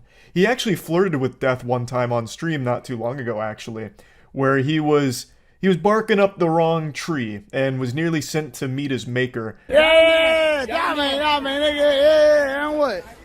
Just don't camera. All you have to say don't is grab nothing. Oh. Anonymous sent $3 Hiroshima, Nagasaki, Hiroshima, Nagasaki, Hiroshima, Nagasaki, Hiroshima, Nagasaki, Hiroshima. 外国人同士喧嘩してんぞ、殴り合いめっちゃしてんぞ。金玉を殴り合いしてんぞ、外国人。 Absolutely beautiful haymaker delivered there, complete with like a Viking screech there, like a primal guttural yell as he delivers the most telegraphed hook I've ever seen in my life. But these two goobers didn't react to it at all. They just ate it like it was a bowl of cereal. And I also loved the timing of that donation because it played that Mario coin sound effect, so it actually felt like he had just got the coins beat out of him by this guy. And I love that we also have another camera angle here to capture the aftermath because they tried to play it off like it barely hit them, but you can actually see one of them pooled blood a little bit on the ground because they got knocked out, like briefly. So it's everything about that just felt amazing to watch. It's very hard to root for someone, you know, committing a public assault, but when they're instigating and the entire purpose for them being in Japan is to instigate conflict like this, it's hard not to at least pump your fist and cheer when they finally get what they deserve. And man, once again, very impressive delivery of this wallop. It was a wombo combo. He blasted both of them. Fucking Johnny Somali watched his friend get clobbered, and then he said, "Excuse me, what about second breakfast? May I have one? I want what he's having." And then he also gets blasted too. Like, he did nothing to prevent it at all. He just sat there and took it. The camera angle where we can see what happened after they get dropped, and like all of their like belongings are scattered. I guess their fanny pack blew up when they fell over. It actually seems like they got the loot beat out of them in Diablo. Like when you defeat a mob and there's like loot left on the ground. That's what happened here.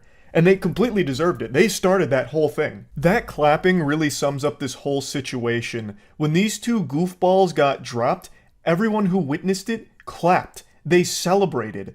Like they had just watched their favorite sports team win a big game. They were happy to see them finally get dropped. Now, I'm not here just to go through memory lane of all of Johnny Somali's worst moments. There's plenty of videos that go over his history on why he's just an absolute degenerate loser. But he has now been arrested, and that's what I want to talk about because that is a huge W. That is long overdue. So he got arrested because he broke into a construction site on stream, and there's footage of him being arrested because he films everything that happens there because it's all content. And this might actually be the happiest moment of his life because he knows this is another article about to be written about him, which means maybe a couple extra viewers there to point and laugh at him like the clown he is.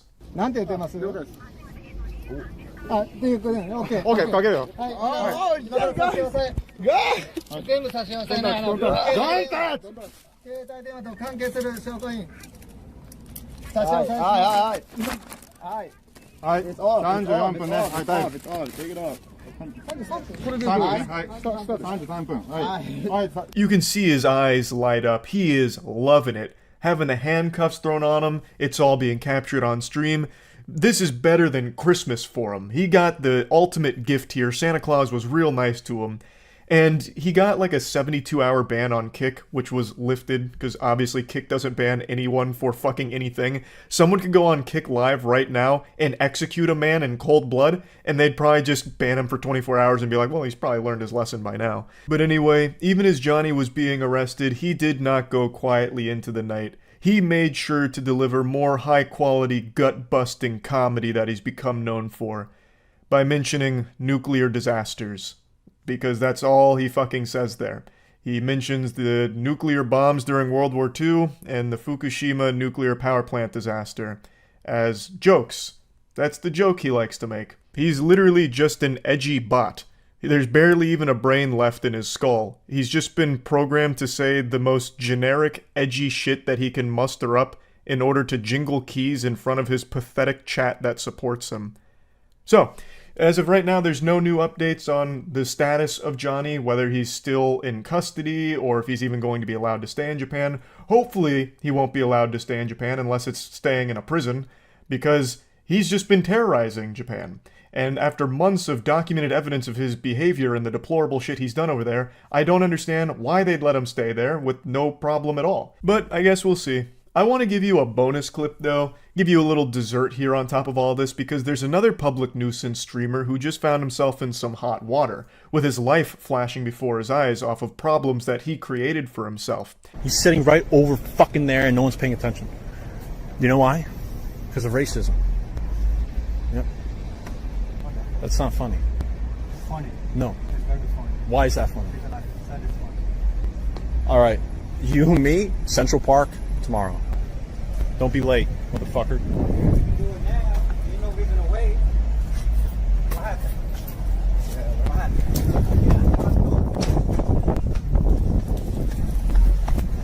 Who could have possibly predicted this outcome? Are you trying to tell me a guy like this is a coward? Say it ain't so. I don't believe you. I don't believe what I'm seeing here. So full disclosure, I don't know who this guy is. It seems like he's just another one of those revolting ooze douchebags that just instigate conflict, but in this case, the person that he's starting all the hoopla with actually just calls him out on it, and he's like, alright, then we'll fucking fight. The streamer point blank challenges him, tells him to meet him in Central Park tomorrow. Obviously, he's being very vague on purpose because he has no plans of engaging in any kind of pugilistic combat here. And then when the stranger's like, no, why wait? We can just settle it now. Which is such a badass line, and the second he unzips his jacket, you can almost hear the streamer's heart skip a beat. He's getting palpitations, and fight or flight kicks in, and you know he's not fighting, so he just bolts out. I have no doubt that is the fastest he's ever run in his entire life.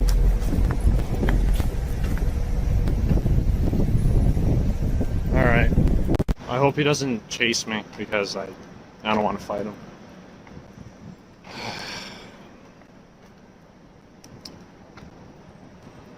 Am I a pussy beta? Perhaps. But I don't know.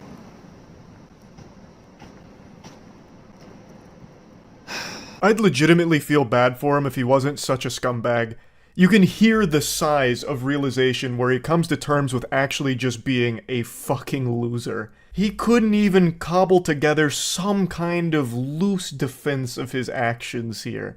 He goes, am I a pussy beta? Perhaps, but I don't know. Like, he's starting to get some self-realization here at the pathetic specimen that he's become. You can also tell from the chat what kind of community he's fostered over there, so not exactly someone to feel really bad for here. The only one to feel bad for is the guy that was being harassed, because he didn't even get the closure of being able to get a few good shots in on this fucking loser. But anyway, I just wanted to share all of this information with you. Great news with Johnny Somali being arrested. Great news with this guy having a very embarrassing clip of him being a coward come out. And yeah, that's really about it. So yeah.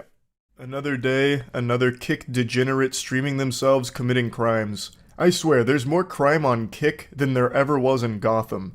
And today's Kick crime comes from a familiar face that only a mother could love, and I guess OnlyFans girls that are using him for his money, Neon. He recently got released from jail to everyone's dismay, and he is already back on the grind producing content for the weirdos that no one really likes. Yesterday, he came up with a banger idea for his content where he actually linked up with a criminal who is somehow a bigger loser than Neon, if you can believe that. His name is Squeeze, and he's considered the most dangerous driver in New York. He rents supercars and then films himself driving recklessly on public roads, endangering the lives of all the innocent people around him so he can attempt to goad the police into chasing him so that he can flee. Jiminy Christmas, how cool is that? This clout-obsessed turbo douchebag is somehow more lame than Neon, which I didn't think was possible. I didn't know a specimen like that could exist in this realm. So the two of them together, that was a match made in heaven. If they weren't streaming, they probably would have been fucking each other. Two ultimate losers coming together to commit crimes. So they streamed on Kick, of course driving recklessly, and then it ends up with them in a hit and run. Okay, alright, we're good, we're good. Calm. Calm. Oh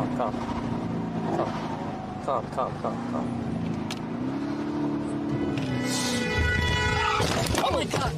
Oh my fuck! Oh! What the fuck? Oh shit! What the fuck? Oh shit! Everything's good. Oh shit! Oh, everything is 100% good. Drop me off. Neon begs to be let out of the car, and his wish was granted. They let him out, and then he starts running away, saying that he needs to get inside and off the street. He starts treating it like he's trying to lose stars in Grand Theft Auto here. So he is clearly freaked out by all of this. He also just got out of jail, and now he could be looking at some more problems. Now, granted, he wasn't the one driving, so I don't think he'd face any serious repercussions, though I imagine maybe they could come after him for setting this up, because this was clearly the idea behind the stream, is get together with the most dangerous driver and do some dangerous driving for Neon's stream to entertain his audience. So it'd be like premeditated crimes, pretty much, for the sake of Kick streams. Now, Neon has been banned for this, and I know it's not going to be permanent, because nothing on Kick ever is.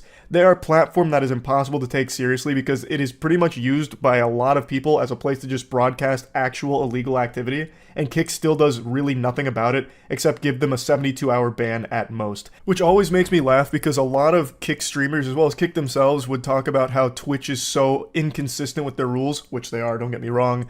So like a girl spreading her butthole live on camera, or even having full-blown sex on cam on Twitch only resulted in a 3-day ban. Meanwhile, Kick still does the same kind of shit for similar content like that, as well as actual crimes that are being broadcast there. They are still guilty of doing exactly the same shit of terrible enforcement of their rules. And it blows my mind that they don't see that. Like, for some reason, it's different when Kick only gives a 72-hour ban for someone having sex on stream, or not even ban them for having sex on stream most of the time. And also only gives like a 72-hour ban for fucking criminal activity.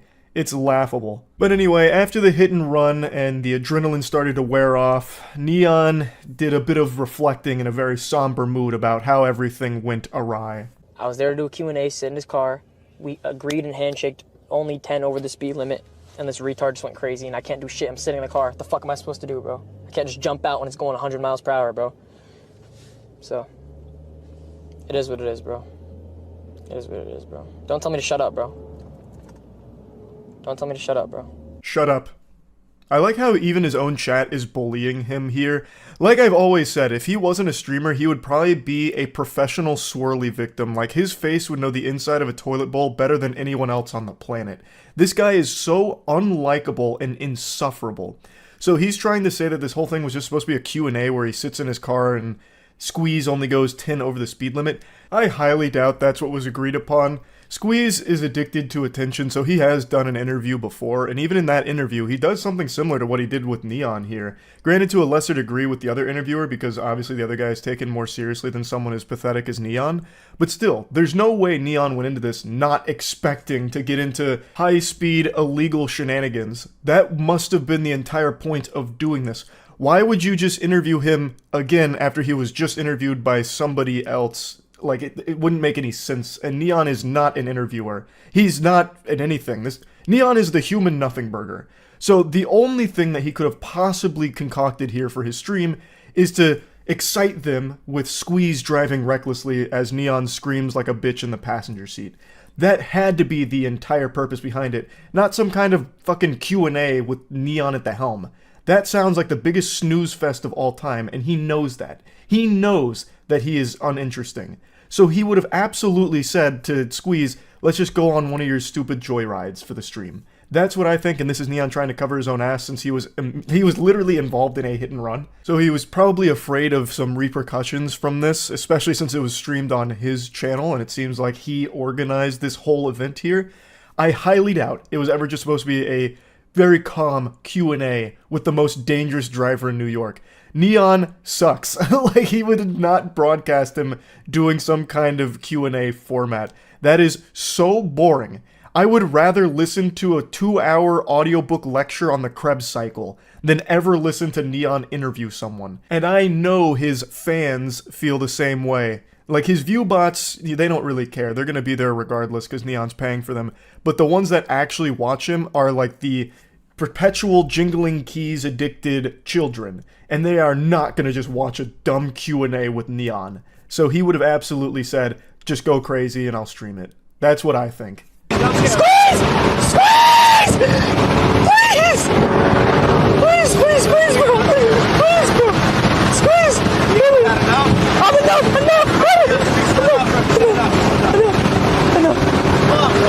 Come on, bro! Please, dude! Please, dude! Please, dude, no. The cop's right there, the cop's right there! Oh my god, he almost crashed! Chill, stop. Stop, you're tripping. Squeeze, it's a cop, squeeze, it's a cop. It's a cop, you're tripping. Even before the hit and run, this just seems unwatchable. Who wants to listen to him peek the mic through squealing the entire time? Plus, I just find this entire activity of driving recklessly on the interstate super fucking cringe. I can always appreciate talented driving, but that's not this. This trend of douchebags just driving extremely fast on the interstate and weaving between cars cutting up is not impressive. Like, I don't think there's anything impressive about that at all. My fucking grandmother used to do that when I was a kid, and I hated it then too. She used to cruise around on the interstate taking me to Perkins in her 1978 Chevrolet ass tutor or whatever, and she'd do this, and there was nothing cool about it. My grandmother used to do this, and it wasn't cool then either, but now all of a sudden there's a lot of people that think it is, I guess, because it's becoming somewhat popular. It shit sucks. All you're doing is putting your life and everyone else's life at risk for nothing, literally nothing. I did do a bit of a deep dive on Squeeze in particular though. He does seem to be a pretty talented driver, especially when it comes to drifting. But all he uses it for is this, illegal criminal shit, and putting people's lives on the line for nothing. Why not actually do something cool with that ability?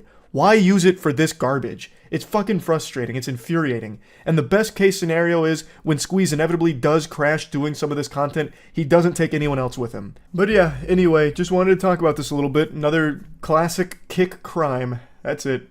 See ya. Yeah, I'm wrapping up 2023 with the season finale, my own little YouTube rewind, where I go back through the internet's most insufferable worms from this year that I haven't previously covered, and I make fun of them now. Yesterday, it was Illuminati on the chopping block. Today, we're shooting spitballs at Jack Doherty. Jack Doherty's infamy online reached its crescendo about a month ago, hitting its peak, mainly because he became known as just this punching bag. His face was a knuckle sandwich magnet, so most of his viral clips were him getting slapped or being involved in some kind of fight that broke out, because he truly is just an insufferable asshole to be around. Now make no mistake, don't misconstrue my words, Jack Doherty isn't the one fighting. He's the one getting beat like a drum, and I don't think I've ever seen him throw anything beyond one wet noodle punch that didn't connect. He usually has his bodyguards fight his battles for him, with conflicts that he starts and instigates, but he's around fights all the time. It's just, when you get near Jack Doherty, it's like a Dementor. It sucks the fun out of everything, and everyone gets uncomfortable and mad at him. He just has this indescribable X-Men mutation about him that makes him impossible to be around while also being in a good mood. So I'm going to go ahead and show you his most viral clip that ever came out from him, the legacy for which he will always be remembered. This is his magnum opus. Go. Where we at? Da-na-na-na.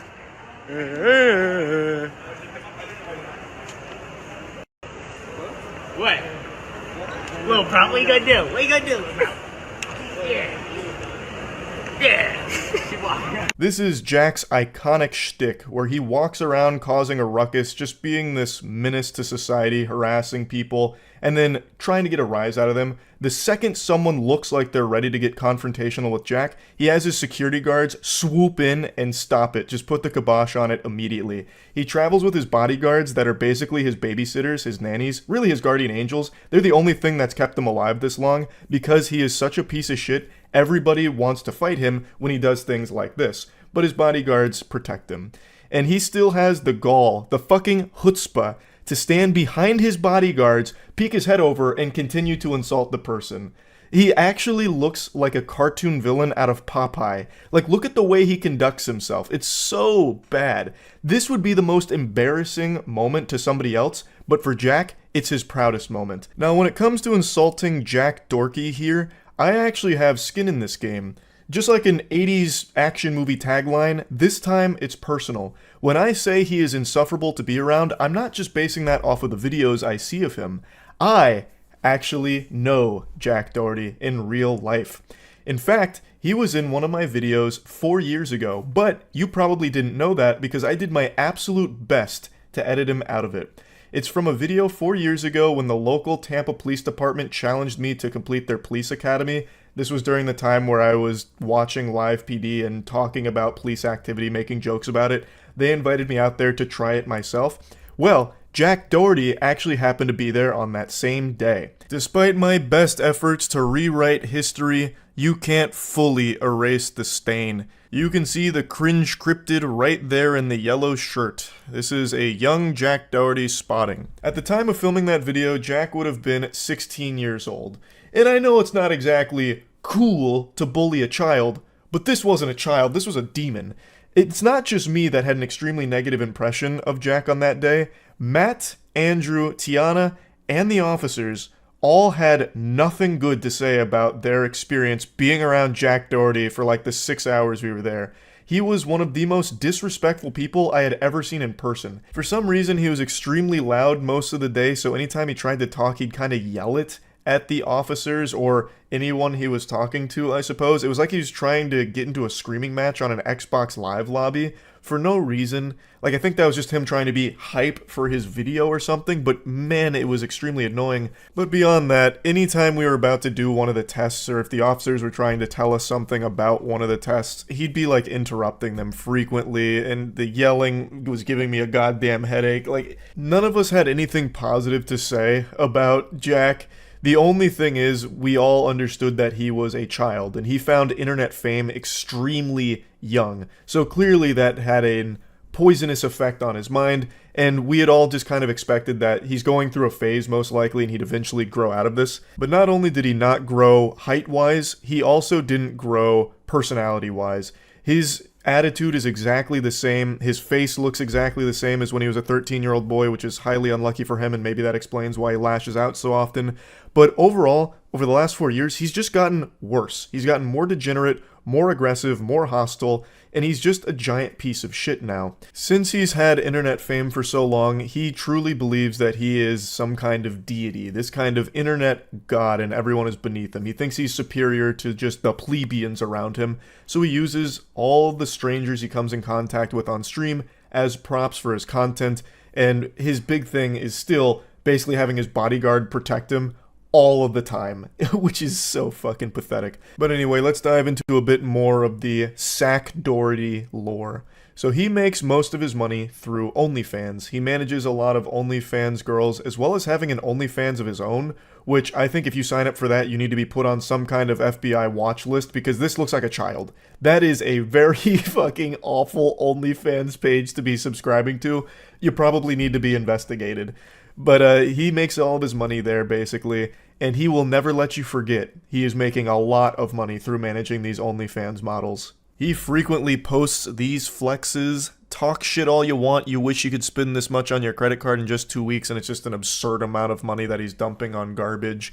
He posts these at least once a week, and it's clearly engagement farming. He's just baiting people into getting mad at him and just shitting on him, because he's realized that that is his formula to success. He'll just cosplay as the communal urinal for the internet to collectively come take a piss in, because it gets him a little money off of like the Twitter posts, but maybe it gets him a couple extra OnlyFans subscribers or a few curious kids that'll watch his stream to see what kind of degeneracy unfolds. He's basically playing the villain. He's leaning into the role. I always find this to be an extremely sad path to take because he is actually just becoming the clown on purpose, and eventually he's going to grow up. It's going to happen at some point, and it's going to be nothing but shame for him, I imagine, because who in the world would possibly want the legacy of just being the hated douchebag? That's not something to be proud of. Even if you do have a lot of money in your bank account from it, I can't imagine it feels good to explain to your friends and family how you got that money because everyone dislikes you and makes fun of you. Like, there's no way that that's a rewarding experience. I don't think there's any reason to show you any more of his clips. They're all just infuriating garbage. It's just eye-rolling trash.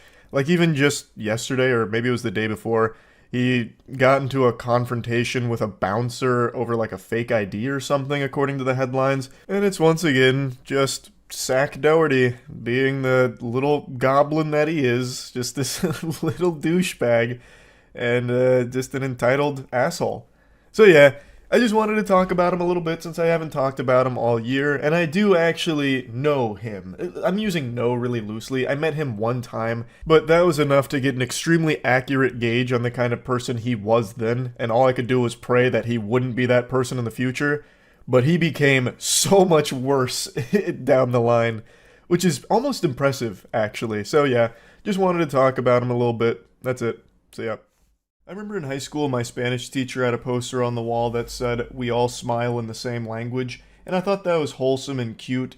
We all inhabit this space rock and we all have our differences, but a smile, well, that's something we all share in common. And another thing that every single person on this planet shares in common is our disdain for this streamer. There's not a soul on this earth that actually likes this guy. His own community only follows him to try and get him arrested or beat up. And when it comes to those two metrics, his community is more successful than the Beatles. The amount of times that his chat has gotten him beat up or arrested is incredible. Like, this man can't go live without getting his shit pushed in or it finishing with him in handcuffs, all because he's following the chat's advice. And he's so delusional, he doesn't recognize that they're only there watching, waiting for him to get hurt, and nothing else. They're laughing at him, not with him, but he doesn't recognize that. And he does all of this ridiculous shit with a goofy, stupid smile on his face as he ruins his life live for the entertainment of his audience that's treating him as like a human experiment. So, I've talked about him before, everyone's talked about him before. He's the public nuisance streamer that travels the globe and just makes everyone's lives miserable around him by harassing them, spamming racist insults at them, disrespecting the cultures that he visits, and he keeps getting arrested. Oh, you a bad bitch, I swear to God. You a bad bitch, I'll take you to dinner. I swear to God, I'll change your life. I'll change your life, baby. Baby, I'll change your life, I promise you. You a bad bitch right here. I'll change your life, baby girl. You know, I'm in the sidewalk. I'm in the sidewalk. Don't touch me. I'm in the sidewalk. I'm in the sidewalk. Okay, go. What the fuck? Okay, now go. Relax. Relax. America. I'm in the sidewalk. I'm in America. What are you doing? This is from one of his more recent arrests in Israel. You can see him start to panic and spamming "I'm American" as if that's somehow going to save him here, like that's his safe word that's going to get him out of this situation. It's like, oh my god, pardon me, I didn't realize you were American. Let me dust you off. Fucking goober. But yeah, this is how his streams go. He just causes as many problems as possible for his audience, and then it either ends with him missing some teeth or him missing some freedom in a prison cell. But unfortunately, no matter how many times he gets arrested, for some reason, they keep releasing him. They keep letting him out of the slammer. And I do have a bit of a conspiracy theory, so excuse the tinfoil hat here, but I have to think the authorities keep letting him out of the slammer because they're in on the joke, and they know if he gets out, the cycle's going to continue, and he's just going to go out there and get beat up by another stranger, because he is a knuckle sandwich magnet. Any stranger with a fist somehow finds this man's face, and just fucking pounds his flesh to bits. It happens so often. He is a sentient punching bag with a pulse, but somehow has even less of a personality than a punching bag would. But it is admittedly very entertaining watching him get fucking brutalized every time he goes live from problems he himself starts with people. Honestly, I'm surprised he doesn't beg just to stay in jail. Like, it's probably safer for him there. Because I don't even think he's ever even thrown a punch back during any of these altercations. He just, like, his arms are like limp noodles, I guess. Because anytime that someone starts beating him up, he just sits there and fucking takes it. It's like they're just beating up a corpse at that point. Like, it's so weird. This guy's a fucking loser. Everyone knows that. I'm not even going to bother saying his name because he's just a vermin whose brain is so poisoned by clout that the only thing he thinks matters in the world is attention. He needs attention more than he needs oxygen, so I'm not going to be saying his name. I'm sure you've already seen this NPC plastered all over the internet. He's one of those very few unifying moments that brings everyone together because we all dislike him the exact same. It's one of those things where no matter our differences, we can all come together and spit on this guy together, because he super sucks. He's just an absolutely deplorable, worthless piece of shit. So, you might remember him most notably from his infamous Japan trip, where he spent 90 days in jail, and then he got released. You know, he was talking about how he'll never make videos again or whatever, and then the second he's out of Japan, he immediately goes right back to doing it and starts gloating in their face about how, like, he got away with it and it was all unjust and all that, and then immediately goes to Israel just to do the same shit again, gets arrested, and does more shit like this. I'm from America. Don't touch me, bitch. Don't touch me, bitch. Don't touch me, bitch. I'm from America, bitch. Don't touch me. I'm from America, bitch. Don't touch me. I'll slap that ass. I'll grab it, too. Donald Trump told me grab it by the pussy. I'll grab that, too. Stop playing with me, bitch. I'll grab you. I'll grab it by the pussy right here, nigga. I don't give a fuck. Influenza is more likable than this guy. And also, for someone who apparently doesn't give a fuck, you sure are super sensitive about people making fun of you and hurting your feelings. He was threatening to sue YouTubers that made fun of him. He somehow thinks that this is a flex. He's trying to say it's defamation, libel, and slander, and that he's going to be issuing cease and desists. I'm honestly impressed that his spelling is correct here. I thought for sure he was close to illiterate, but maybe he had his lawyers draft up this tweet. But then again, his voice really does shine through with the last statement. It's gonna feel so good spending your YouTube ad revenue on coke and hookers. Yeah, that really sounds so hard. You can't get pussy unless you pay for it. What a big alpha male man you are, brother. But anyway, this is a bunch of hooey. This is a bunch of barnacles. Like, what a load of fish paste. There's no way he has the capacity to sue anyone because his lawyers are way too deep into fighting all of his criminal charges across the globe. They're having their own, like, Avengers Endgame moment with all of these lawsuits from all of these different countries. There's no way they'd have time to tackle some YouTuber squabble. I don't even know why I'm pretending for even a second that this is real. There is a 0% chance that he has any lawyers at all. This is just a sniveling worm flexing his non-existent lats for his community that treats him like Bozo the Clown, where they can toss tomatoes at him while they watch him ruin his life for their entertainment. He doesn't have anyone in his corner, let alone some lawyers. This man is totally fucking alone, and the only solace he finds is in going live, so that way his audience can cheer as he gets his ass fucking pounded into oblivion on the sidewalk per usual. What a miserable existence that is. I don't even know why he's even trying to put on this facade that he has lawyers or any ability to have a lawsuit against somebody. I guess if there was to be a deeper message of this video besides just making fun of this pathetic person, it would be that I really hope at some point he does get thrown in jail for an extremely long period of time. He breaks so many laws and broadcasts it proudly online and makes a mockery out of all of the legal systems that he's taking advantage of here because he keeps getting released. Why? That doesn't make any sense. Keep him in prison for this shit. It'd be totally understandable and it'd be a huge PR win. That's such a rare occurrence where you can get an absolute PR slam dunk by locking up a live streamer. You would get applause and fist pumps out the wazoo from the entire cyberspace if you announced, we are not releasing him anytime soon. He will spend this many years in jail for the following crimes that he committed and broadcast online. Make an example out of him. Like, I don't know how he keeps getting away with it. But yeah, he is still currently doing the same shit, and he will continue to do so until he is eventually either dead from this or in jail for a long period of time. So I just wanted to talk about it and make fun of him again. That's really about it. So yeah.